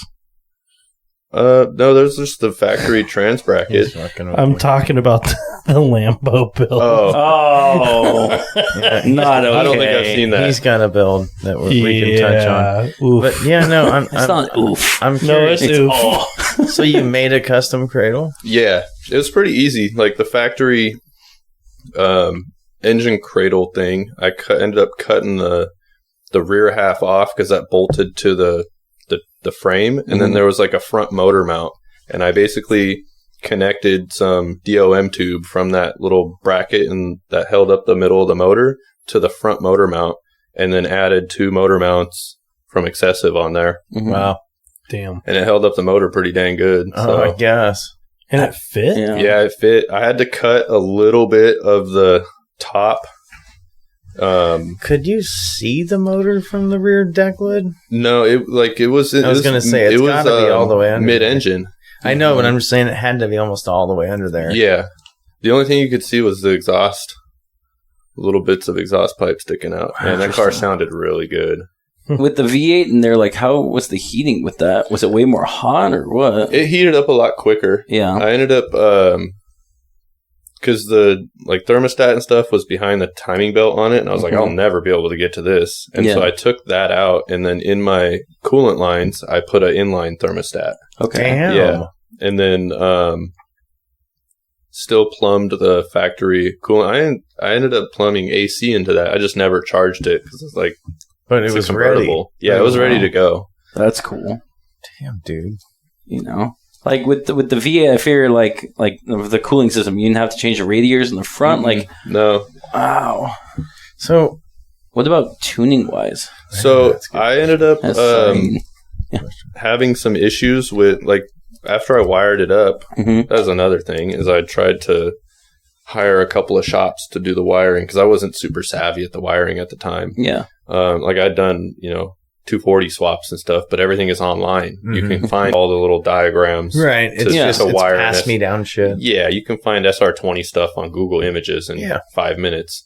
I agree. That's been my experience. Porsche, all their wiring stuff is proprietary. They don't Mhm. share their diagrams. And so, What? I ended up finding I had no idea. some Russian website that had pirated diagrams, but they were all different sizes and not PDFs. You couldn't download anything. So I'm all taking screenshots of all these things.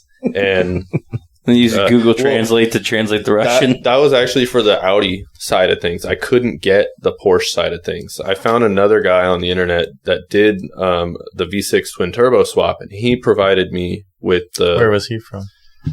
The other Poland side of or the United something? States. Oh, okay. Yeah, He's still in the in U.S. Russia. Oh, wow. Yeah. Sadly, his car caught on fire and burnt down. But he provided me with the one plug on the Porsche. The engine plug is a single plug for the engine harness. It's like 28 wires. Damn. Mhm. I'm like, how does it run the whole motor off 28 wires? But At the time, you wondered. yeah, And it was And- all CAN bus. most of it, yeah. Mhm. And so he provided me that, and then with the pirated screenshot, resized, taped together diagram that I had, I was able to, like, I couldn't read anything, but match up wire colors mostly. Yeah. And I was like, oh, this works, these are all the same colors. And then, obviously, like, you need power to these things. And 12 volts here, switched here, Mhm. ground And- here. Yeah. first time starting the car, it fucking brum, and then died. And I'm like, what's going on here? This is the first time dealing with an immobilizer. And so, Oh, yeah, I was like, oh, it fired up, but there was immobilizers killing the motor right after. So I ended up finding a guy on the internet. He was a tuning instructor at Wyotech. Mhm. And he's like, I went to Biotech. nice. Yeah, he was like, send me your ECU. I'll remove the immobilizer out of it. And then I was also like messing with flashing new tunes on it and stuff. Yeah, flashing chips. And yeah, stuff. yeah. And so I sent the ECU out to him, and he sent it back demobilized, and then I installed it. Ran great, but like you're saying, you hate drive-by-wire. I hated drive-by-wire at this point too, because it was, not the proper car pedal with the right throttle body, and so it was really laggy all the time. And I ended up putting an S8 tune on the ECU, and I fried one ECU. I bricked it in the process, touching the wrong because you had to like ground out a terminal on this little microprocessor, and I forgot to clip the ground onto the thing, and so I grounded the whole system through that thing and just fried it. And so I'm like, smoked it. Yeah, I messaged him. I'm like, hey, I got another ECU for you to demobilize. He's like, all right, cool. They were pretty cheap, like $40 on eBay. So, wow. Yeah, it's not. It's That's just bonkers. It was just an A8, nothing too crazy. You could find them at the time. And then it was $100 for his service, so $140 to get a new ECU, and then like a week. So it's like, whatever. Damn. But I just stopped. I was like, hey, can you put the S8 tune on it? And I'm not gonna mess with it. And he did. And one of the things I learned when I sold the car, the guy I sold it to messaged me back, hey, this thing's got way more power. I calibrated the throttle pedal and all that shit. I'm like, I don't care. How much power were you putting out by the end of it? The car said it made like 325. Oh, wow. Oh, that's great. So, and I always said, Porsche should have made it like this, but if they did, they would have never sold any of their 911s. No, in fact, they wouldn't. Exactly. Because they just imagine a V8 911. A V8 mid-engine 911 is essentially any V8 Ferrari. Right. There you go. It was like, I would say the Porsche has been the 100% best stopping and cornering car I've ever driven. Could you do it again? I was thinking about Would you do it again? I was thinking about it the other day because I saw a Cayman driving, and I was like, would I do it again? Nah, I don't think I would. Just because access, that's half of the reason why I sold the car. Working on it, I had to pull the top back, do this, do that, just to get to the motor. Sure. I might have to hit you up for that because that sounds like a fun project. I like that idea. Well, maybe you won't, but can you give us some tips? Yeah. That sounds like the perfect car. Right? It was really fun. Like for a swap, I put 22,000 miles on it. Didn't have to touch it. Wow. Yeah, and so that was like extremely enjoyable to just get in the car, piss off the neighbors leaving the neighborhood because it was loud. Yeah, I bet it was. My neighbors were like, "We do not like that car." I'm like, "Okay, good for you." Yeah. Were you like? Did you look him in the eyes and go, "So"? They were moving, and I'm like, "Yeah, sorry, I like it." Jeremy, this is making me rethink the ghost car project. We might need to get a Porsche. Your fucking neighbor thinks I drive too fast, so yeah, dude, they think loud is fast. Dude, I was driving into Grant's house the other day, and before I even got into the house, his neighbor had called. Well, I was trying to pull in. He was coming out at the same time. I stopped and actually backed up onto the road to let him out. And then he calls Grant and tells him, "You need to slow down. You need to tell your friend to slow down." I wasn't fucking going that fast, first of all. And I'm coming off a 35-mile-an-hour road into a driveway.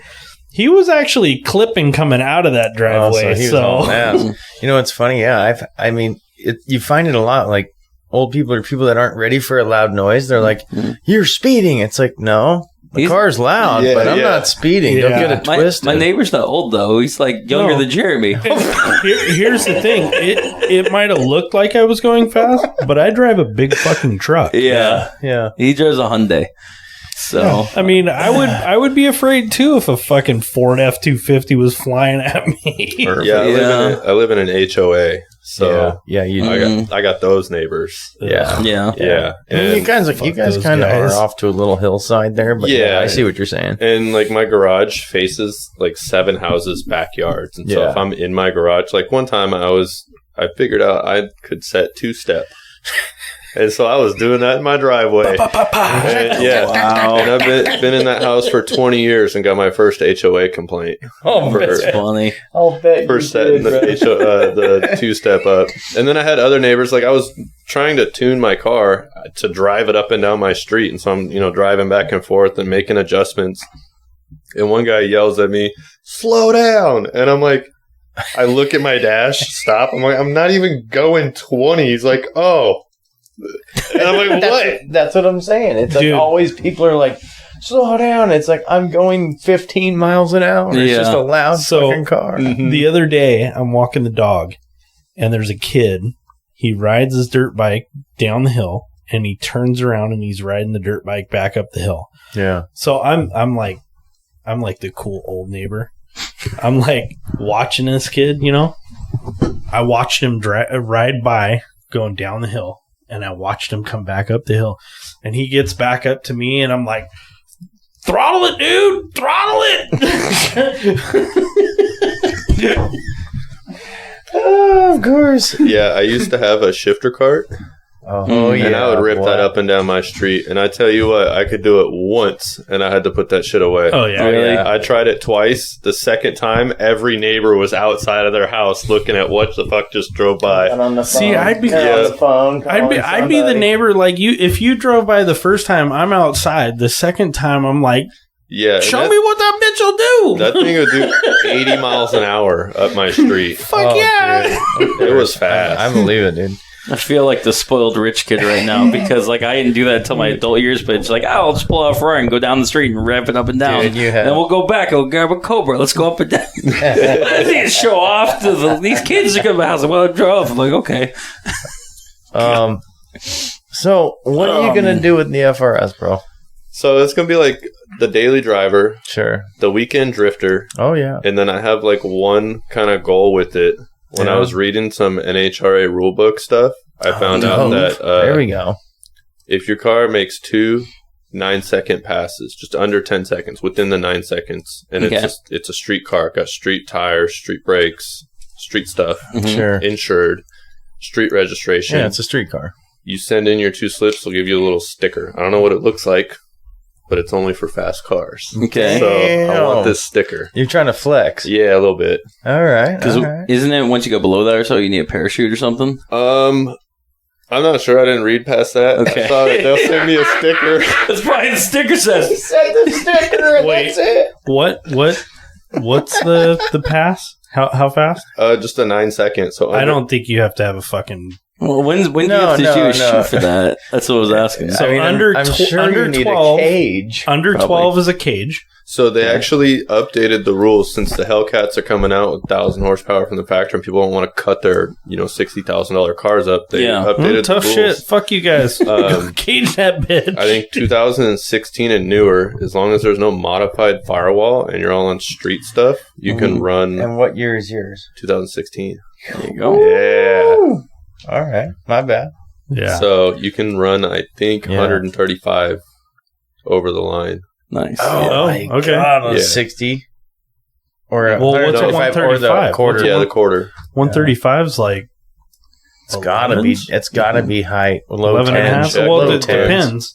It depends on It how does. fast you get there. But right? generally, if you're 60 footers within a reasonable amount of time, you're talking about 10.5, 10.2, yeah, something like that. Mhm. that's fucking quick though. That's a Oh, fast that's car. like 135 in the quarter mile. Yeah. Well, I know his car's going to do it with the gear he has. I mean, it's just a matter of getting it tuned up. I know his car's going to at least probably, at 20 pounds of boost, he'll probably be in the 10s, no problem. I hope so. I'm Yeah. hoping it's just something 999. I'll Yeah. be okay with. No, I could see it. I just I mean, need 2 of those and I'll get my sticker. Based on your build, bro. I mean, I see you doing it. And then what? Yeah, that's it.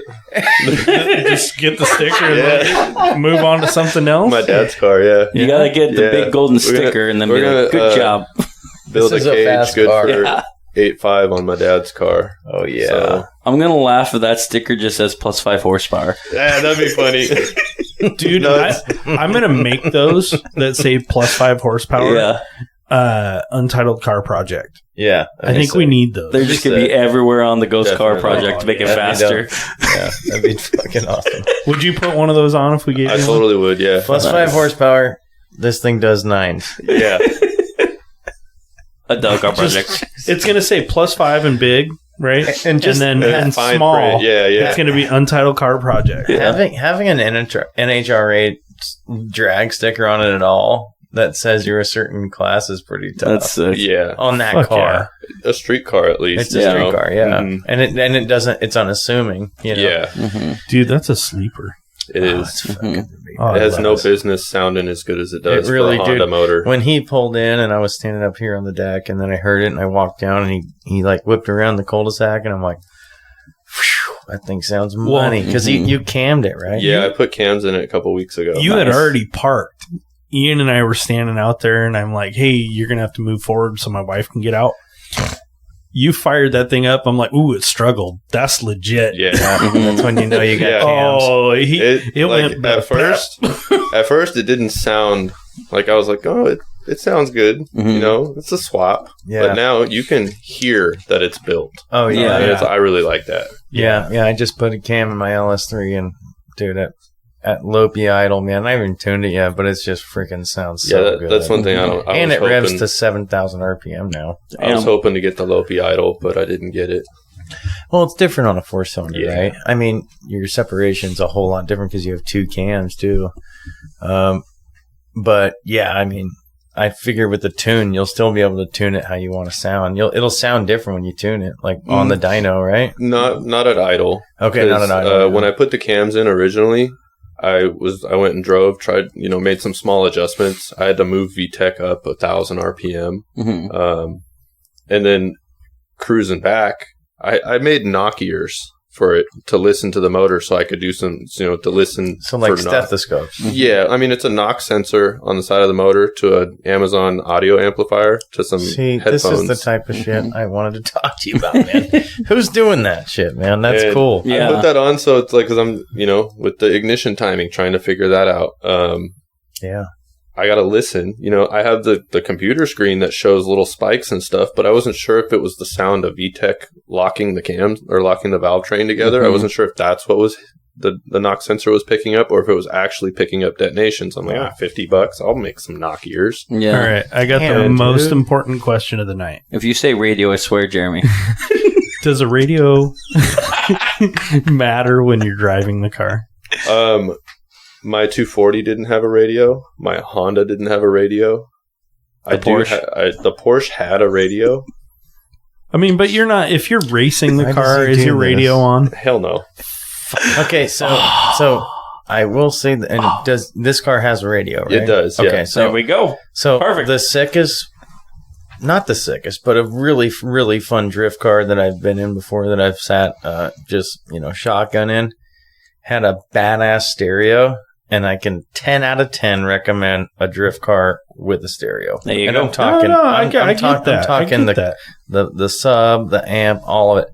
10 out of 10 recommend. Do I have one right now? No, I have stock stereo. It sounds like shit. I've never been a sub stereo guy because it does not make the car go faster. No, of course not.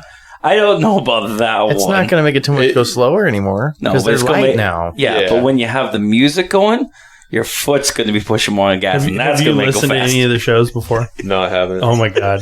Okay. So Grant is all about the stereo and the music has to match the track. Oh, I agree. Yeah. So Rob and I both are like, That's so objective, bro. right? Like Rob and I are like, the stereo's off. Like when you're driving on the track, stereo. They'll go by and go, vroom, Yeah. vroom, I want to be able to and they'll hear go by the- like, wah, boom. Jesus Christ. and you can hear his music outside. Yeah, Of the Yeah. So one of the things of like having the Porsche was when something's wrong, something's making some noise, Yeah. and you get on the forums, Mm-hmm. half of the 70% of the people say just turn the music up. I'm like,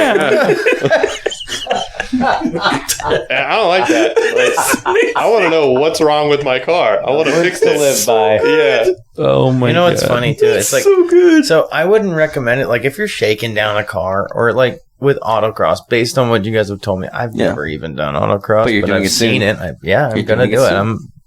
I'm doing it. But what I've seen with it, it's just like less track time. Whereas with the drift car, it's like when you know the car's running killer and you're watching your dumb gauges, like you can literally just blast the stereo and have fun with it because you got the track down, new set of tires, you know how it feels.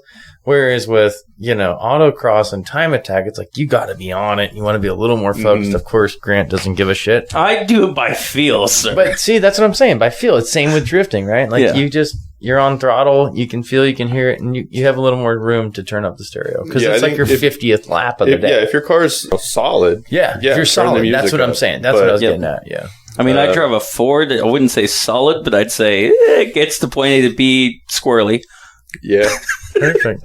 I think with my car now, I'm still getting used to all the new noises. Like the K24 vibrates like crazy. Factory, they have balance shafts on the oil pump. And to do rear-wheel drive, you have to remove those and put the Type S or Type R pump, whatever it is. But there's no balance shafts. So the vibration of the car is crazy. I'll bet. Putting the new cams in dampened down the vibration by like 40%. Wow. Yeah, but the valve train is a lot noisier. And so I'm all, listening out the window, and then when I did the other day when I was coming down the road, it made some crazy noise, and I was like, "What the hell is that?" And I had my knock ears on, so I couldn't differentiate where the noise was coming from. Ooh, I got a thing. You should call them your Mickey ears.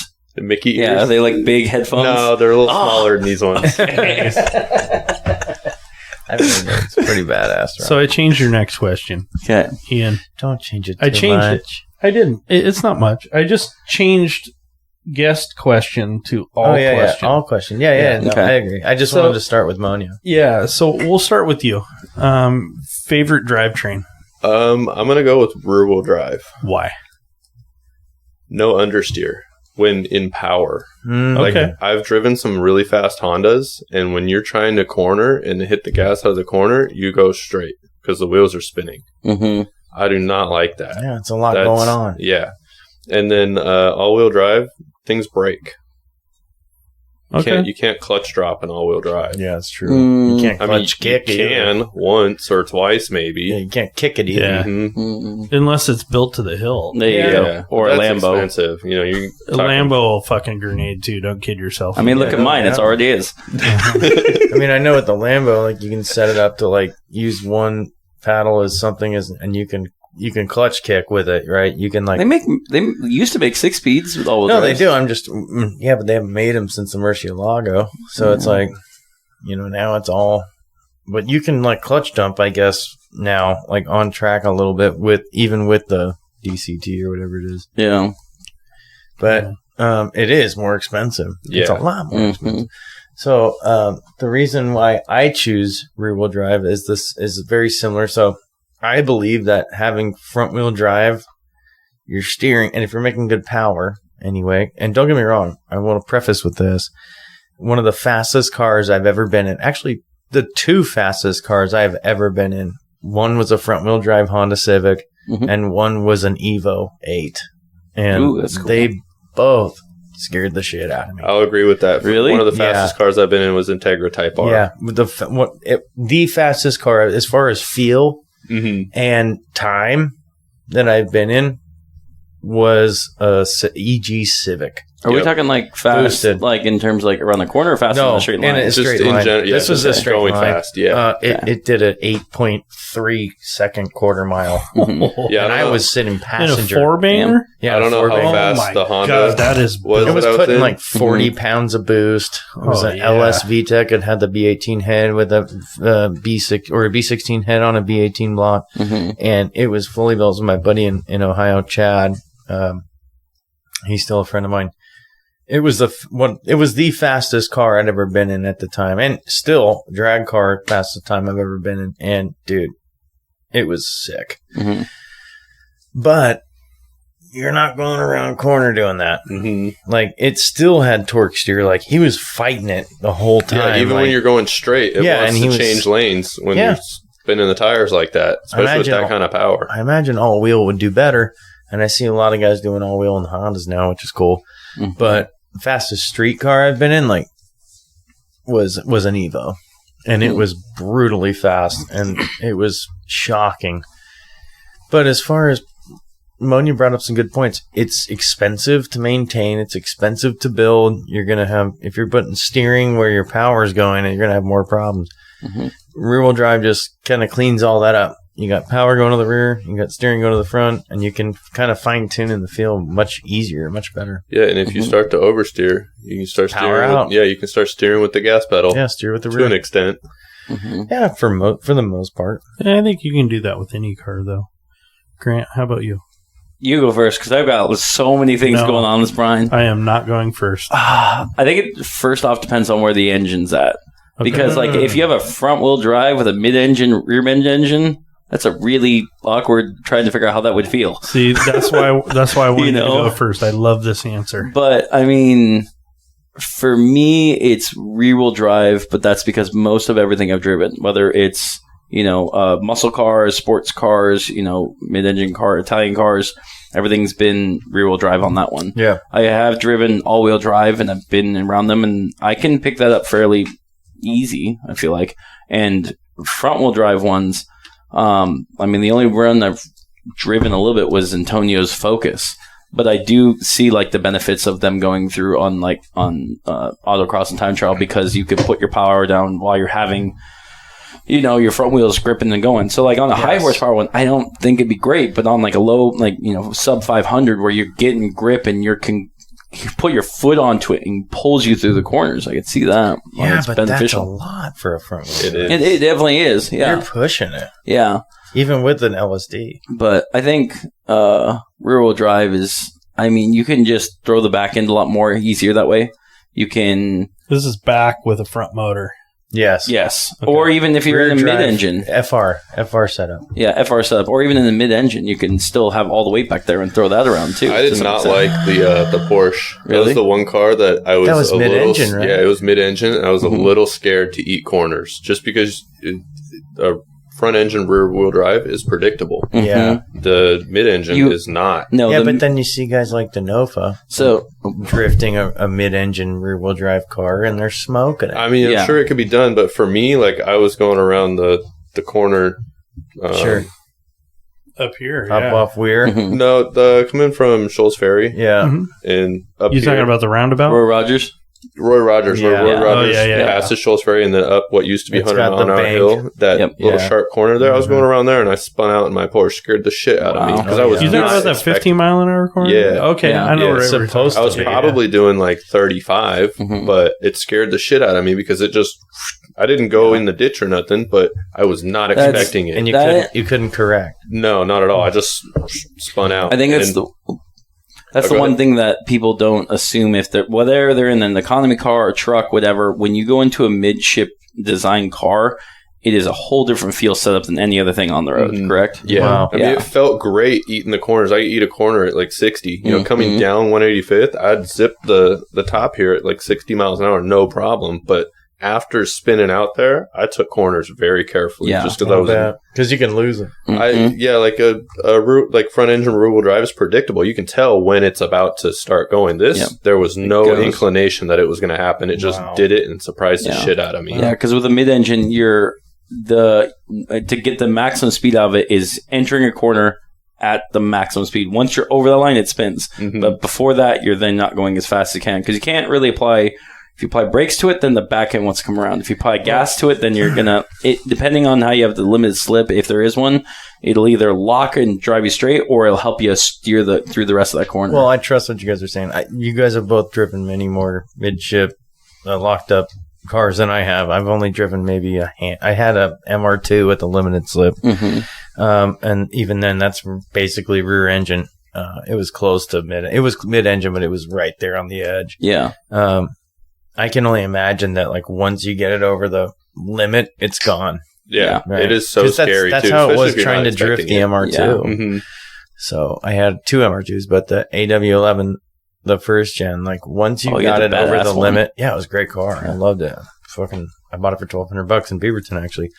Once you got it around and you weren't on throttle, it was over. It was just gone. So I'd imagine that's how a Boxster feels with a fucking V8. Yeah. I've heard they push in the front end too. Oh yeah, it was understeer city. Yeah. Understeer.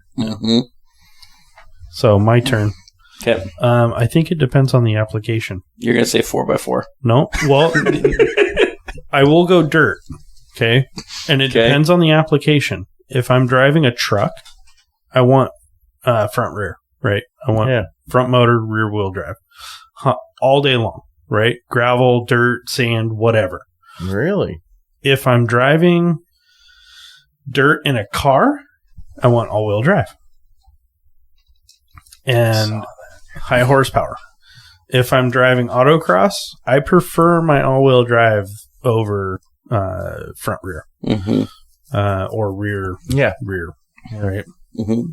So really, for me, I think it depends on application. I would probably agree with that because if it's snowing, I want to be in a front wheel drive. Oh, for sure. Or all wheel drive. Actually, one of the best cars I've ever driven. Biased. Yeah. All-wheel. Mm-hmm. One of the best cars I've ever driven in the snow. Actually, two of the best cars I've ever driven in the snow are a Honda CRX and a VW Baja. Yeah, I've never had an all-wheel drive car. I've only driven one once, and it was my ex-girlfriend's car. And it was a piece of shit Subaru. So, but and that's a pretty good all-wheel system. Yeah, but you guys know the kind of snow we get up here. If it's dumping, you know, we'll get a foot up here. If your tires suck, you're fucked. I've usually got a Honda for a daily, so I slap some chains on it, and I just mash through the snow. That'll do it. It'll mow over anything. Yeah. If you want a car that will cheat in the snow, get a Lexus F Sport all-wheel drive. Yeah. 100%. That's what my wife drives. Dude,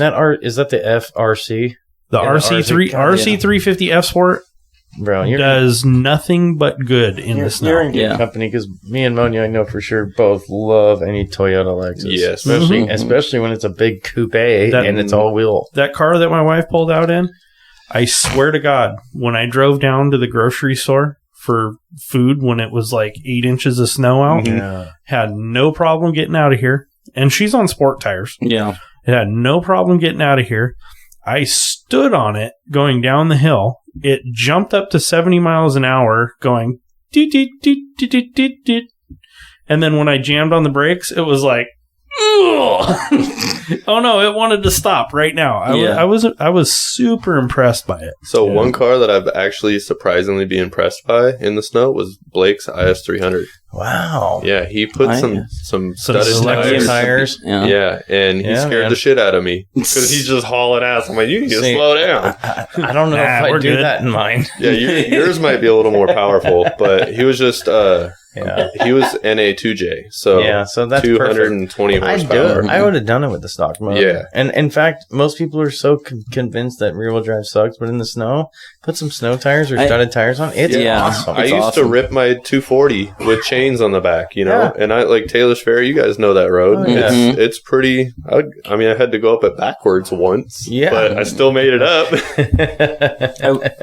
I will say, for when it snows, for having a rear wheel drive car, it's kind of nice because we don't get like as much as say like Colorado or like some of the other states that get like huge amounts of like snow. Yeah. And when we do, it's only like maybe for a week. But having a rear wheel drive car in this environment, you know, it's ideal. It's ideal because you can also kind of baby like how the limit of where you lose the control of the back end. Yeah. It's not drifting full per se, because in being like super big trouble, but you can be like, okay, back end started to slip, let off the gas. Exactly. Yeah, or you can do a little drift and be like, oh, it's snowy out. I don't have traction. Yeah, exactly. Dude, I wouldn't even leave the driveway in your Mustang. Well, if it was snowing. That's a different... Okay, hang on. If you had snow tires? No. I wouldn't even try. I got a story. I have a story about that specifically. So this is like 8 years ago, okay? I had a friend who needed to go to the hospital. So I looked to the side, didn't think anything of it, didn't look at the weather, didn't know anything. Grabbed her, went to the hospital, and she was there, and she's like, oh, I'm going to be all good. I look outside, and it starts snowing. Just a little bit at a time, and I'm like, I'm in my Mustang. My excursion's at the shop. This is not ideal. I'm like, I need to get on the road. Got to a point where I could finally leave. When I finally left, there was actual snow on the ground. This was having, I think at the time, like Pirelli P0 all seasons on the car. Yeah, I'm terrified for you. 4,000 pound car, 300 horsepower, rear wheel drive. And I'm like, okay, well, I'm just 26 straight, not corners. I'll just get on there and I'll drive and that'll be super easy. So I get going and I find out anything over 1,500 RPMs, the back end kicks loose, no matter what. Okay. So as I'm getting on the road and get on Highway 26, I realize then 26 is hilly. It goes up and down, up and down. And my Mustang, surprisingly, it handles really darty. It handles really well in the snow, but you can't get any power down. So in order to do that, in order to make it up those hills, I had to maintain speed. So I had to drive that car in the snow at 60 miles an hour all the way from Beaverton to North Plains without pushing any more than 1,500 RPM. Perfect. Otherwise, the car would spin. You're just in gear. Oh, my God. And as I was going the entire way, trying to get there, I made it, and I'm just seeing Jeeps, like, broken on the side of the road and trucks. And I'm like, I'm in a bright red Mustang going down 26 at 60 miles an hour. What is going on? And I'm like, I'm going to make it. This is going to be perfect. But the exit ramp is uphill. Oh, and I don't know what it looks, because if I have to stop because of a light or someone going, I'm not going to go. So I get up that hill, slowing down a little bit. No one's coming. I'm like, I'm going for it. And just green light and get down. I make it all the way to my shop. And I'm just like, this was insane. Pictures everywhere. I'm like, I can't believe this just happened. I posted on social media. I'm like, you will not believe the story I just went through. So then my friend posts, who just got a brand new 2018 Mustang GT50, not a driver of any. He's like, wow, you made that? That gives me confidence to go out in my car. And I'm as fast as I can try to text him, do not go. And he's like, yeah, I made it one block around this thing. And I said, no, that's not smart. My mom had a 1990 Cougar XR7 supercharged. Mm-hmm. She couldn't even make it out of the fucking driveway with it. Yeah. So, yeah. Rear-wheel drive doesn't do bad in the snow, boys. I mean, as long as you know how to drive and you got some chains or snow tires. And I think I didn't have either. Other people aren't, plugging up the road. That's it. Yeah, that's the big thing. If you have confidence to drive in the snow, you can drive around, but it's other people. It's everyone else, yeah. Exactly. So, give us a little bit of intel on how much you've learned from YouTube and what you think YouTube University means. So, YouTube, to me, is like second to Google as a search engine. Mm-hmm. Like, most people type in Google. I'm on YouTube. I mean, there's stuff that's on YouTube that's not on Google. It's in a different format. It's not text form. It's video form. Mm-hmm. And you do have to skip through a bunch of stuff to get to it. But there's a lot of information on YouTube that is not in text form on Google. Yeah. And I learned a lot from YouTube. Just in general, tuning stuff. You can go watch a video of somebody tuning a car, like PFI Speed, the Boosted Boys. Mm-hmm. Their tuner posts a lot of stuff on tuning cars on his YouTube channel. So you can literally go watch that and learn how to tune some stuff. You can't get that same type of information from Google. Yeah. Yeah, I agree. Yeah, I mean, I can't tell you how much fucking shit I've learned on YouTube and how much stuff I've... Like you said, you can't just Google it, but you can dig deep and find the stuff. Mm-hmm. I mean, I venture to say, I feel like most guys who are mechanically inclined or done things to their cars have learned shit off of YouTube nowadays. In 2024, I don't think it's not a wild thing. Yeah, no. Back, 10 years ago, it was the forums. Yeah. It was the forums, right? But the forums are dying. The people... Nobody signs up. Yeah, nobody signs up. And half the stuff you find is either people arguing over something really stupid, or it's somebody trying to figure something out, and then there's no response after a certain point. And you go, that guy fixed his car because he's too busy out driving to be posting the response. I was going to say, forums, I think, still have a purpose, though, because there's people who aren't visual learners. Yeah. And them to read it and kind of, visualize it or interpret it that way is what that Google searches and just forms and good for still. Well, I think nowadays how everybody's on the cell phone, taking in videos and TikTok and YouTube and everything, a lot more people are absorbing information through video. It's also a lazier way to learn. You don't have to read. You can just watch and listen. You can also multitask. You can do one thing and then listen to another. I do that all the time. I agree. Yeah. And it's almost like a podcast. Mm-hmm. You can just listen to half the shit. You don't have to watch it. No, you don't have to watch it, which is nice. But I will say what Monya said. It's you can get in and find your perfect problem and shit you're dealing with on your chassis or car or whatever engine, and then nobody responds. And it's from 2018 and you're fucked. Yeah. Because they're not going to respond. They're, Gmail is gone or whoever, you know. That's the problem with forums. It's not like it's like a valid, active community. Whereas YouTube, almost everybody has YouTube. So if somebody commented on something, you can at them, and then they'll give you some sort of response and they're like, "Oh, let me message you," or and they'll link you to another video. Or even something. with YouTube now, it's a lot of people use, like millions and millions of people use YouTube. And so even something from like 3 or 4 years ago, you can go comment on it and you're going to get a response. That's what I'm saying. Yeah. That's exactly what I'm saying. Yeah. Yeah. Which is the benefit of it. Yeah. Sorry, my mind went to Reddit for a second because I know like Reddit's started a similar using Reddit thing too. Yeah. And it's a similar vibe though, because everybody's still actively using it. Whereas like you get on My IS or, Mustang Capri or whatever the fuck it was for the Fox bodies. It's the same shit. Like nobody's really active on there. And then you also have to worry about people who pay to keep up the forums. Like I remember My IS, they didn't pay for the server for it and it got shut down. That's and what like, I'm saying. I was looking at, Jay-Z wiring stuff. It's like the website's not working. I hit up Chad and I'm like, Chad, I need this because you have it. Like, and he did. Mm-hmm. We're going to have Chad on the next episode, I guessed. I feel like the internet is evolving a lot, and it goes into the YouTube University where I was going with it. Is we start with forums. I would say it ventured off into Reddit, and the entire time it's going through, YouTube's always existed. And I think anything that was text-based helped inform YouTube to grow. Because like nowadays, people have, instead of Reddit, we go to Discord. It doesn't get shut down. Whatever's the main huge hub of thing where data can be collected and people learning from that, put it onto YouTube.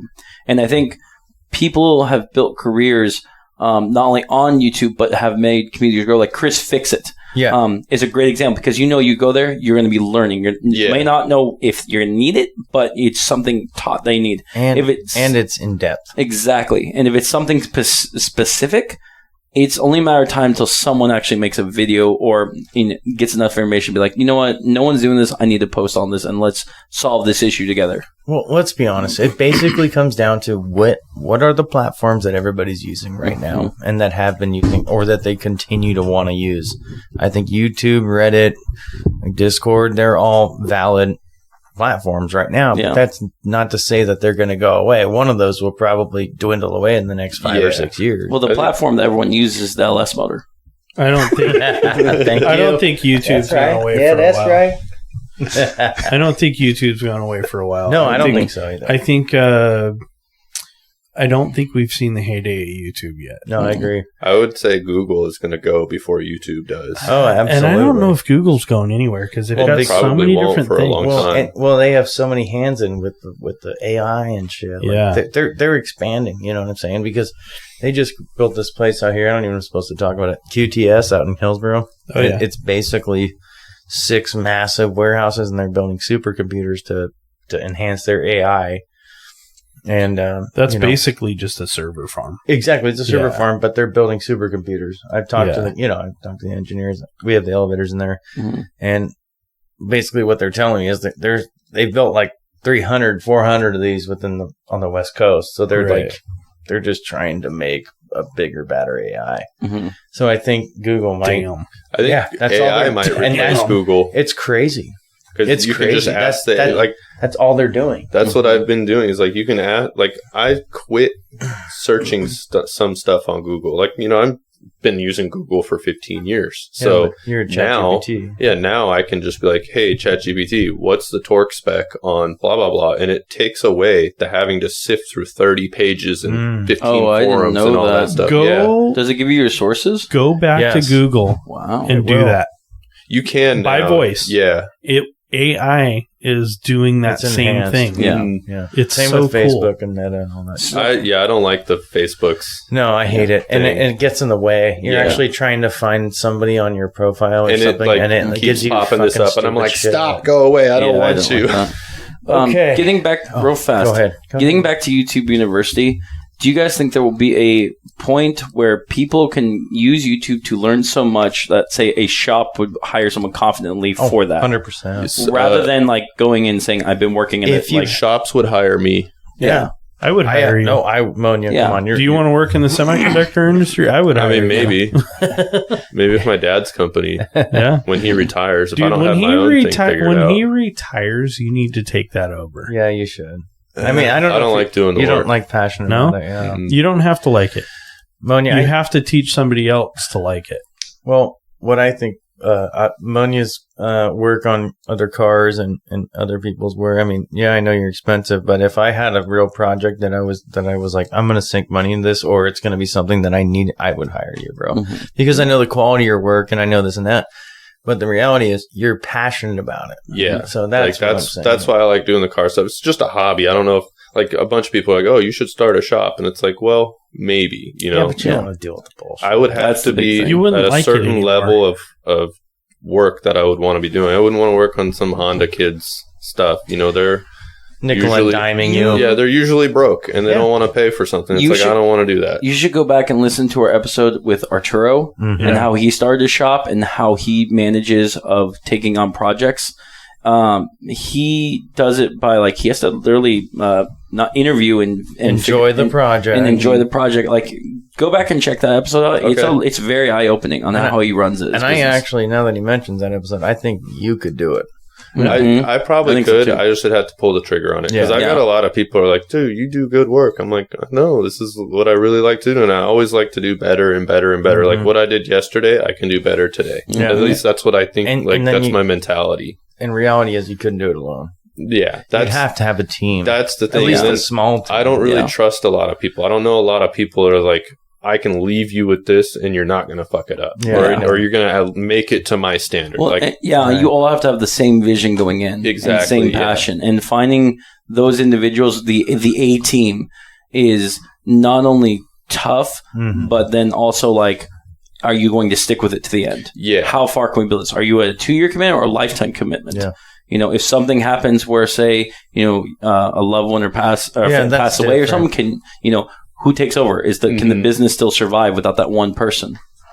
There's this and that, but it's possible. I think that's why I haven't done it because right now I'm just a one man show. Mhm. Yeah. And, there's not, I have my best friend Blake, like me and him were talking about it earlier today. We could do something like, yeah, but you Oh, got yeah, a you full guys time could, job. like- Like you can't break off your Right. job and come, Mhm. Unless you guys had some sort of,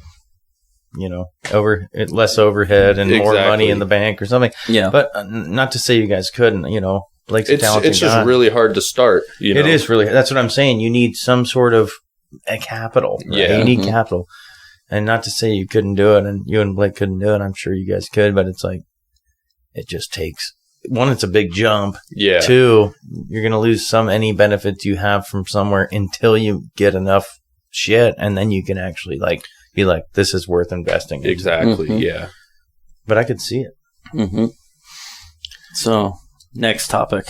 Well, you say it. No, you I got to say it. I'll do it.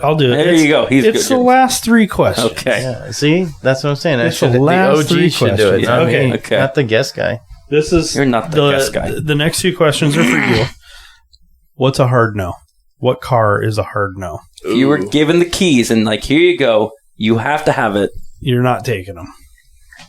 Oh, let's see. This is a tough one because Mhm. what I say is, a lot of people talk shit on a lot of cars, but my rebuttal is, man, if it was in your driveway, you'd be about it. Yeah.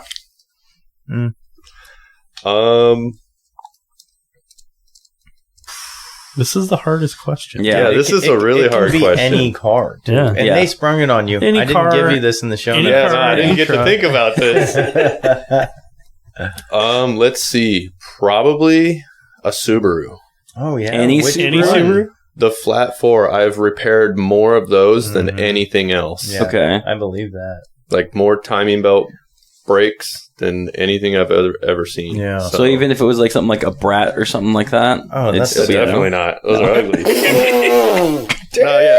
But they got the jump seats in the back. Hard nose Subarus. Okay. They don't make any Okay. power with their boost, Yeah. and they break easy. Mm-hmm. That's true. They're a little teeny in the doors, too, I think. But Mhm. I had one. I had a WRX. I'd take a Toyota. I loved it. Me And- too. I was racing it. I raced it for 1 season, and then I hurt my arm, and I'm like, the car's got to go. But my whole thing, the entire time I was driving it, was at any minute I'm going to have to change the head gaskets. Yeah. Yeah, head gasket or timing belt. Yep. I was about to say, like, if Subaru ever combined, like, with another reliable company, like Toyota, to make a good engine, I'm like, wait, they already did that. They did make a good engine, though. They the did, FA20 is crap. Yeah. The Toyota took on the fucking flat 4 instead of going the other way. That was a big mistake. Right? Do you think they would have stuck, like, a beams in there or something? Or that imagine your car with the little 3-cylinder 300 horse. Yeah, we were just talking about that the other day. Like, they're making 900 horsepower with those motors. That's crazy. That's 300 per pop. Yeah, that is wild. It's I mean, they're insane. expensive, Right? but It's insane. it's also because it's brand new tech. So, but I that's think true. those are going to be, it's small, lightweight, compact. That is going to be, if Toyota makes more of those cars, I know they were a very limited run, Yeah, but I well, think they're if they still start making them. if they start mass producing like the Honda motor, Well, that's going to be the business. I mean, Yeah. we've talked about It'll it. be cheaper too. We've talked about it on previous episodes. They're talking about the SFR, right? The little Miata fighter guy. Yeah. It's going to be the same motor with a 3-banger turbo. Talking about I'm not going to bring it up. Yes, we do. We need to bring it up. Okay, I'll bring it up right now. Real quick. Sorry, because Grant just showed it to me. They're doing an MR2. All-wheel drive. For 4th gen. nice. Mid-engine, Yeah. all-wheel. It's going to be a badass that'll car. be fun. And they're talking about putting the 3-pod in. I think they're making all these cars so they can just keep producing that 3-pod. Yeah, and I know that the Which is gonna EPA be regulation nuts. stuff, the smaller the engine, the more carbon credits you can Right. get by with And or they're whatever. still trying to create a performance vehicles, and I heard all of them are going to be manual. Ooh, that's going to be nice. That'd be good. Nice. Performance and fuel mileage is what they're going for, right? We talked about this in the last episode. Like, they're going with another MR2, Yeah, but they're also Nissan is going Silvia. I hope. I heard about that. I really hope so because I got one of those. That's I the got a second person S14 that's at heard it. home. Your S14 is gorgeous. Yeah. Nice. It's a really nice car. And Okay. he's also put really badass parts on it. But anyway, another All right. episode. Yeah. So, next question. Top 3 vehicles you would want to drive or own. So my FRS isn't at the top of the list because it's just sounds way too good. Sounds too good to be true. It does, I gotta say. It's got a lot of power. I really enjoy the tightness of the car. It's a very nice driving car. My second one would be my dad's car. It's my dad's car. It's going to be 1,000+ horsepower. That's going to be a riot. Can't wait to do some burnouts in that thing. Seriously. And then I have another car at home. It's been in the shipping container since 2019. I just kind of lost interest in it because other things are more interesting. But it's a tube chassis Bug that I've been building it's been in the container for 5 years, but started it 9 years ago. And it's got a Honda motor in the back. Ooh, what kind of Honda motor? D16 turbo. Okay. What is the what are you doing with it? It's rat rod, pretty much. Like rat rod, but super bug. I will interject. Sorry, Monya. It looks like a GT car. Yeah, it looks like a Really? cup car. It 'Cause really it's got, does. It's it's wide body. Wide body, 7 inches cut off the bottom, so it drops the height down. The bottom of the frame is skinned with a one piece of aluminum. Porsche bumpers. Porsche, or no, it's it looks like a Porsche. It's actually New Beetle front and rear end on it. Okay. So old 69 Bug shell, and then New Beetle front and rear end on it. So it's like a mix match of everything going on. Honda motor with the transaxle in the back, so front wheel drive just in the rear. Is that another K swap? No, it's D16. Okay. I gotta know real fast because I thought the B16 was the best one you can get out of those series. It was Why cheap D? to build. Okay, that makes sense. Fully built is $1,900. Okay, Yeah, and it's good for like $400. nice. Yeah, And a little tube chassis. And it's still mid-engine or rear engine. yeah. That's freaking Dude, cool. I want to see it's a pictures gorgeous of car. this. He was showing I'll me send you guys some Hell pictures. yeah. Yeah, and if you actually. don't mind, we want all the pictures. Every definitely. project we've talked about today. Yeah. All right, dude. Last Cool. question. I think we're And we'll start with anybody on this one. That one I need to think Okay. about. 'Cause Okay, I got one. I All got right. one. Coolest car related. Oh, sorry. Coolest vehicle related thing you've seen all week. Real fast. God damn it, I need Grant. to know because we've been to beaches within a week. Yeah. Okay. So we talked about 2 days ago. Yeah. We talked about the coolest thing we saw there. So so ignoring beaches. Ignoring beaches. No. Okay. That's a hard one because I'm going to say if you saw something that you didn't talk about the first time, use it. Okay. If you didn't, can you find something else? Give me a browser or give me the let me search it real quick. I want to show I want to show the pod guys here. Okay, for sure. Oh God, I knew you were gonna fuck me on this. What was the coolest car related thing I've seen all week? Like Grant said, right? Wednesday last week we went to beaches. We saw a bunch of cool stuff. I think I'm gonna have to go with something from there, right? So I think I'm trying to remember what I talked about. I know it was truck or something like that. Anyway, one of the things that I saw that I didn't talk in the beaches episode was a Cadillac it's a big wheel, and I'm not really into big wheels that much, but this thing had black spoke wheels on it. Ooh, that's different. It was fucking dope. It was really cool looking, and I don't know if I got a picture of it or not, but I'll have to look through my stuff and see if I can find it.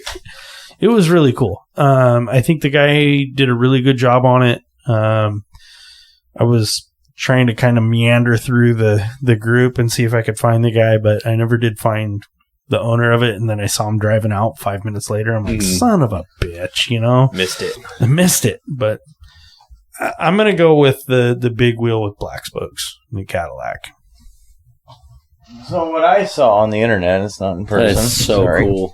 I didn't know this existed until 3 days ago. Okay. It's called the Nilu 27. They've made a few. How many? Only like 2 or 3, but they're roadworthy. They're going to sell them. Who makes them? Nilu. It is Nilu. Nilu 27, they're called. 1,070 horsepower. It's 1,070 horsepower, V12, manual transmission, rear-wheel drive. Yeah, manual only. Nice. I like that. Not like the new Corvettes. And they're just bad. And I'll tell you what. Oh, I don't want to do that yet. Oh, don't do that. Well, for advertisement reasons. Oh, I don't want to do that. Okay. They're like 2,800 pounds for a modern car. Damn. That's pretty good. They're flipped heads. Oof. I saw the flipped heads on Instagram last week where it popped up. You did see that post too, I saw the post. I didn't know what the car was. So we got cool. Exhaust through the center valley. We got the intakes on the outside. Yeah, it's a gorgeous, gorgeous design. It's like 1,000 horsepower NA V12 manual transmission. There's you can't even get driver assist. The only thing you get is a rear camera off the back. I think a real car. It's a driver's car. I mean, let's be honest, guys. And the fact they're going to build, I think they said they're going to build like 45 of them. That's a lot for a little bespoke car. Yeah. And they look fantastic, bro. Lots of good curves on that car. Oh, it's gorgeous. If you look from the back, it's all bare right in the middle, right where the engine sits. It's super bare and it looks just ready. And if you're going to be behind that thing, it's going to scream at you. Oh, yeah. You're going to blow your eardrums out. Oh, I saw a picture during the week of just the engine, like, without the intakes on it, just the exhaust. Oh, my God. It's shocking. It was a shockingly good car. It's going to be a great car. That's all I got. Grant? I'm torn. So I saw an old 66 Bronco that I thought was done really well. That caught my eye. I literally stopped, took pictures. I'm like, that's cool. I think the more thing, though, that I kind of caught my eye more, I went to the zoo recently with a friend, and that was fun. And the first thing we saw before any animals was we saw a old school Triumph. Nice. Like, really done well. Like, the interior is perfect, and it just had to go around and take multiple pictures of the thing, Just really good lines. I thought it was a Jaguar from distance or a Healy, but Yeah. No, just Is that not a Healy? no. It's a Triumph. Yeah. That's the thing. Is It's a like good looking car. yeah, God, it's it looks like a Healy. yeah, and the size of it A too little on bit that one. good. Very similar. But it was tiny They were too. very similar. It was so tiny. It was parked in motorcycles, like the motorcycle parking. It you know, and again, that's what I thought it was, or like a midget or something like that. But no, but yeah, it was a really cool car seeing that. That's awesome, dude. What do you got, So Monya? the coolest thing I seen, well, it wasn't really seen, it was kind of heard. Yeah. I was over at Excessive over the weekend picking up some wiring bits, and Guy was working on a Beams swapped 8.6.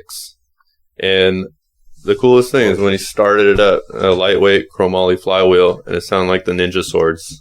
Oh, I love that. I love that, dude. Yep.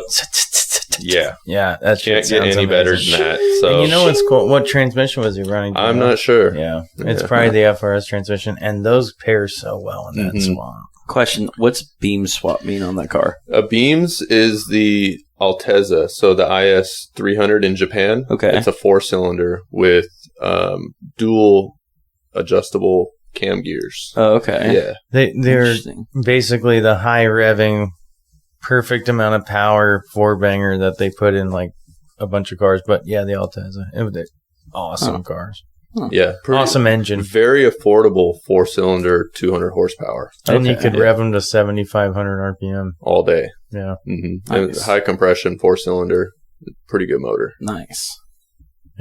that's cool. Mhm. And it was in a 86. Yep. Oh wow, Yeah. Full cage drift car. It was pretty cool. Nice. that sounds great. What color was it? Or was it done? It was white. Oh, sick. Yeah. That's my favorite, man. If anybody didn't know that. I love them fleet colors. I don't know. Give me a red car any day. I'm all about the blue. I love blue. I I'm think all about blue's a the great blue. color. Anything like not silver, I'm good. Oh, I get what you guys like a saying. light silver. Like, is the yeah, fucking it's worst. I pretty- get what you guys saying, but scientifically, red makes it go faster. I agree. I totally agree. One of my sayings. fuck. One of my sayings: if it's red, it's a Ferrari. Yep, Yeah, Okay, that's true. At least the 4-year-old kid will think that. yeah. I do. Yes, you do. My Honda Civic is red, and it is fast as fuck. Yeah. It's a little auto 1.5 liter. Oh, that's awesome, man. I had a Ford Ranger that was red and white.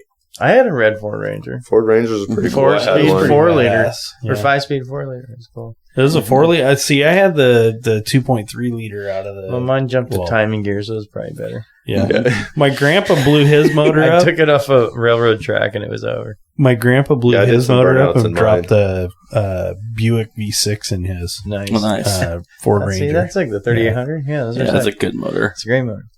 All right, Monya. Dude, thank you so much. Yeah, I man. appreciate you guys having me here. This is Do you fun. have any social media or anything you want to shout out? You guys follow my Instagram, Call it out. Yeah. Omowanai, Say it. Or you spell it. OMOWANIA. Yes, sir. Nice. And I highly recommend everybody follows it. He's always doing cool shit. He's got cool edits. And Monya also does a really good job on tires on expensive wheels. If you Yep. have nice Yep. wheels, let him do them. I only trust Monya. So Okay. And then, real fast, we got to do our shout outs for our thing. Dude, Don't forget to follow us on Untitled Car Projects at Facebook, at Instagram, at Untitled Car Pro, at Twitter. Don't forget to email us at untitledcarproject@gmail.com. We'd love to hear from you guys. Questions, comments, concerns. We want to see and hear about your builds. Tell us all about it. check out the Facebook group. Check out Facebook and our Discord now with me and Rob. Is there still only 2 people in that? I don't know. I know I'm not in it. and also We need more people. quick reminder, I'm going to do this every episode that I'm on. We're going to SEMA. We will see you guys at SEMA. We are going to SEMA. Super excited. If you see the guy that's like running around that acts like a 5-year-old, it's probably me. Yeah, if you guys want to meet up with us in Vegas, let us know. Hit us and up. We'll set something up. Yay. All right. That's the show.